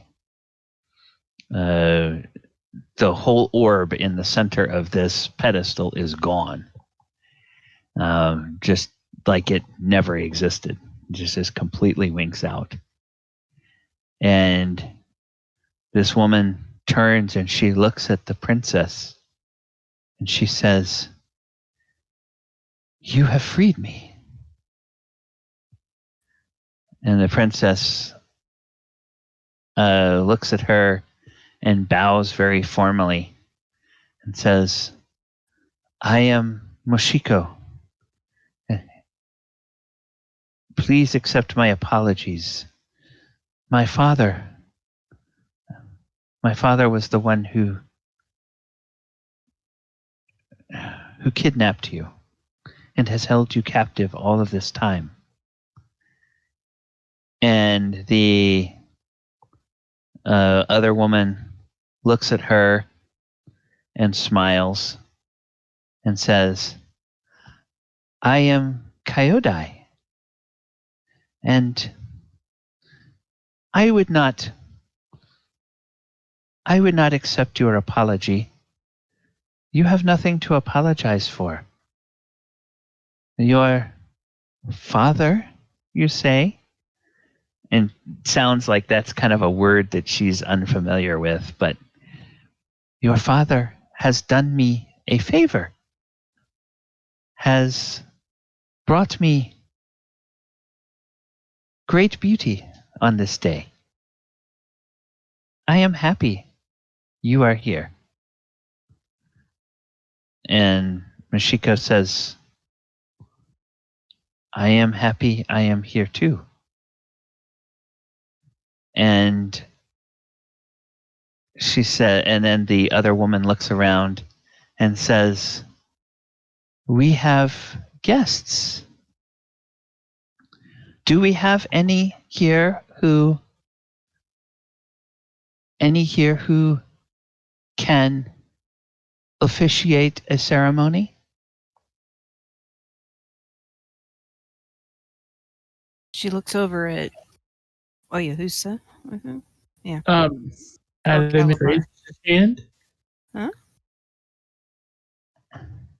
Oh, and this woman reaches out and she takes the princess's hand, and they walk around, and then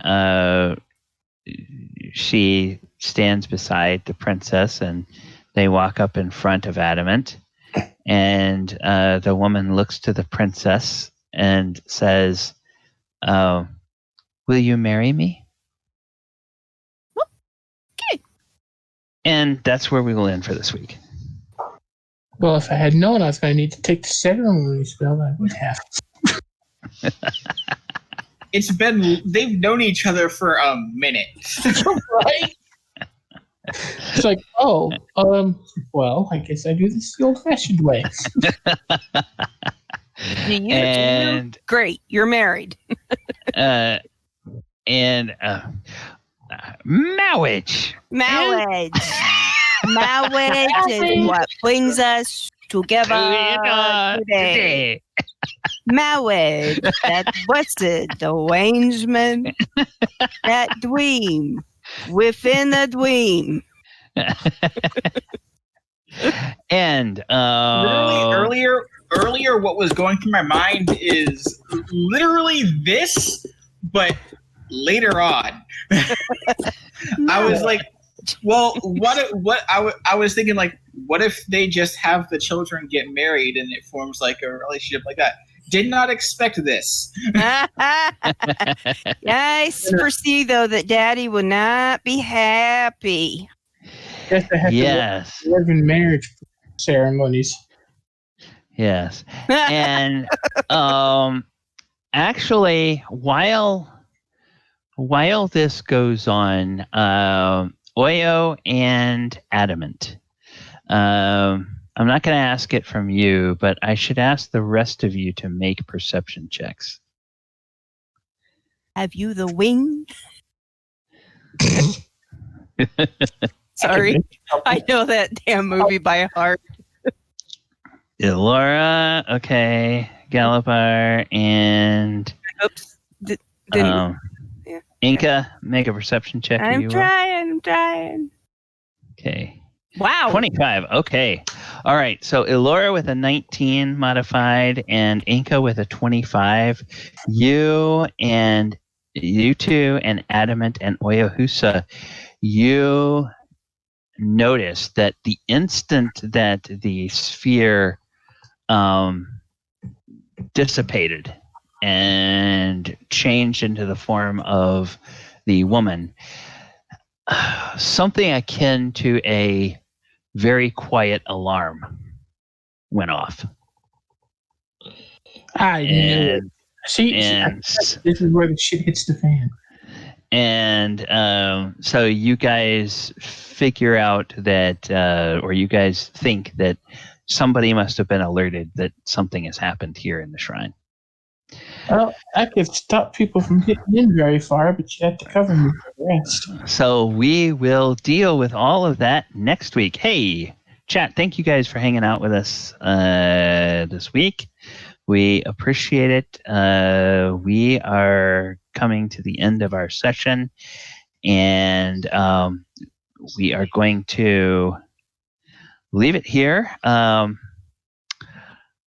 we will be back next Sunday, 2 p.m. to figure out what happens as Adamant tries As to the world turns. as he tries to betroth this spirit creature and this mortal creature in some kind of matrimony.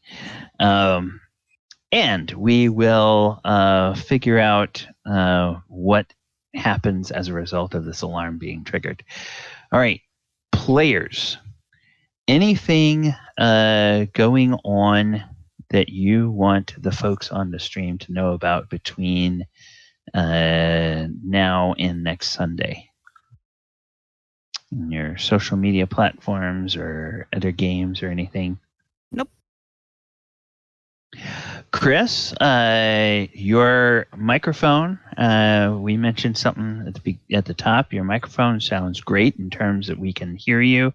It does have some kind of sensitivity stuff, so as you have a chance to sort of work through that during the week or, over the next few weeks, we'll work on dialing that in, getting that Is sounding. it a plugged-in headset or is it a Wi-Fi or wireless? It's all plugged in.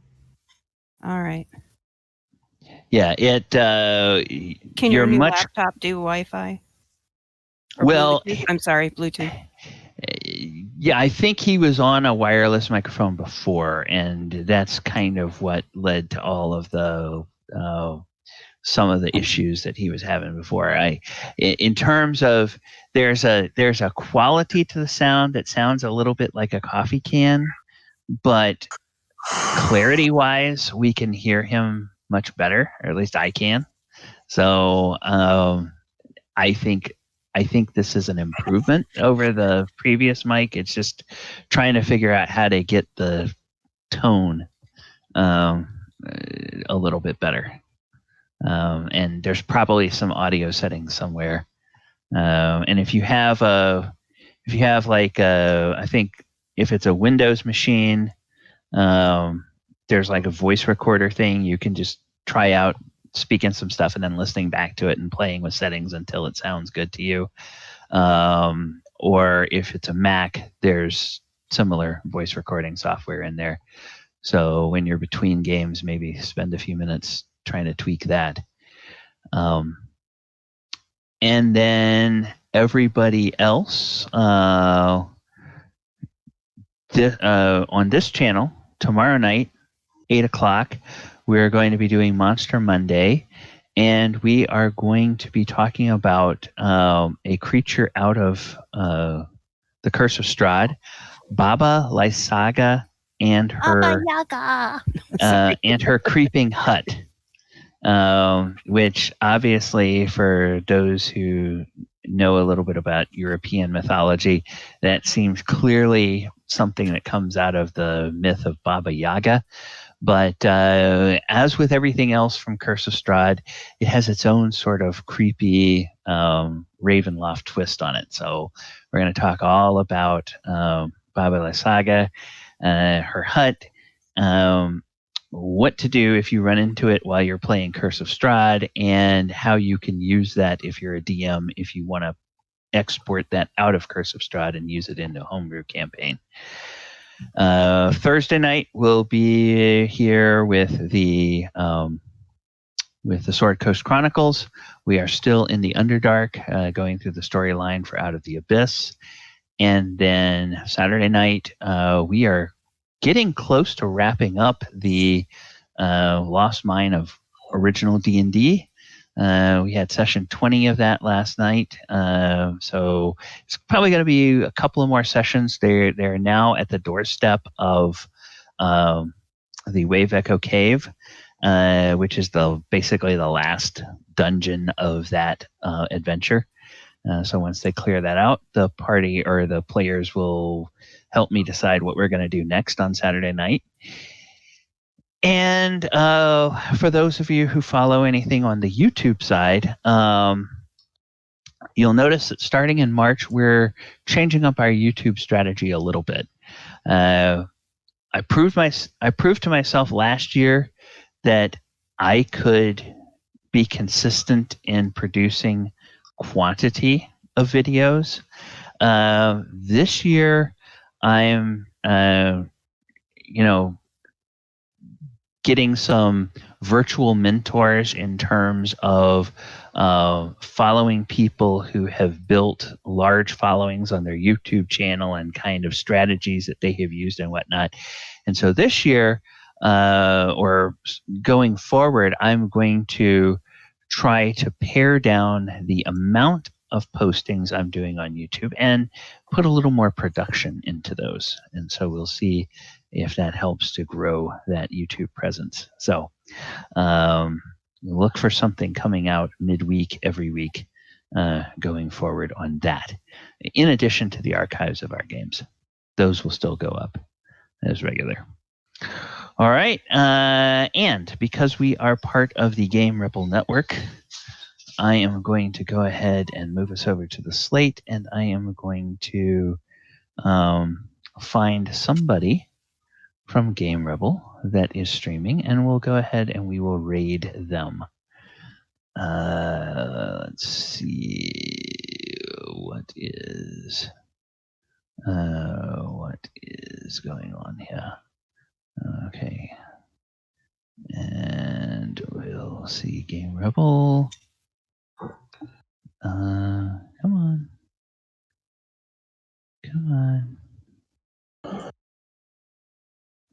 There we go. All right, now,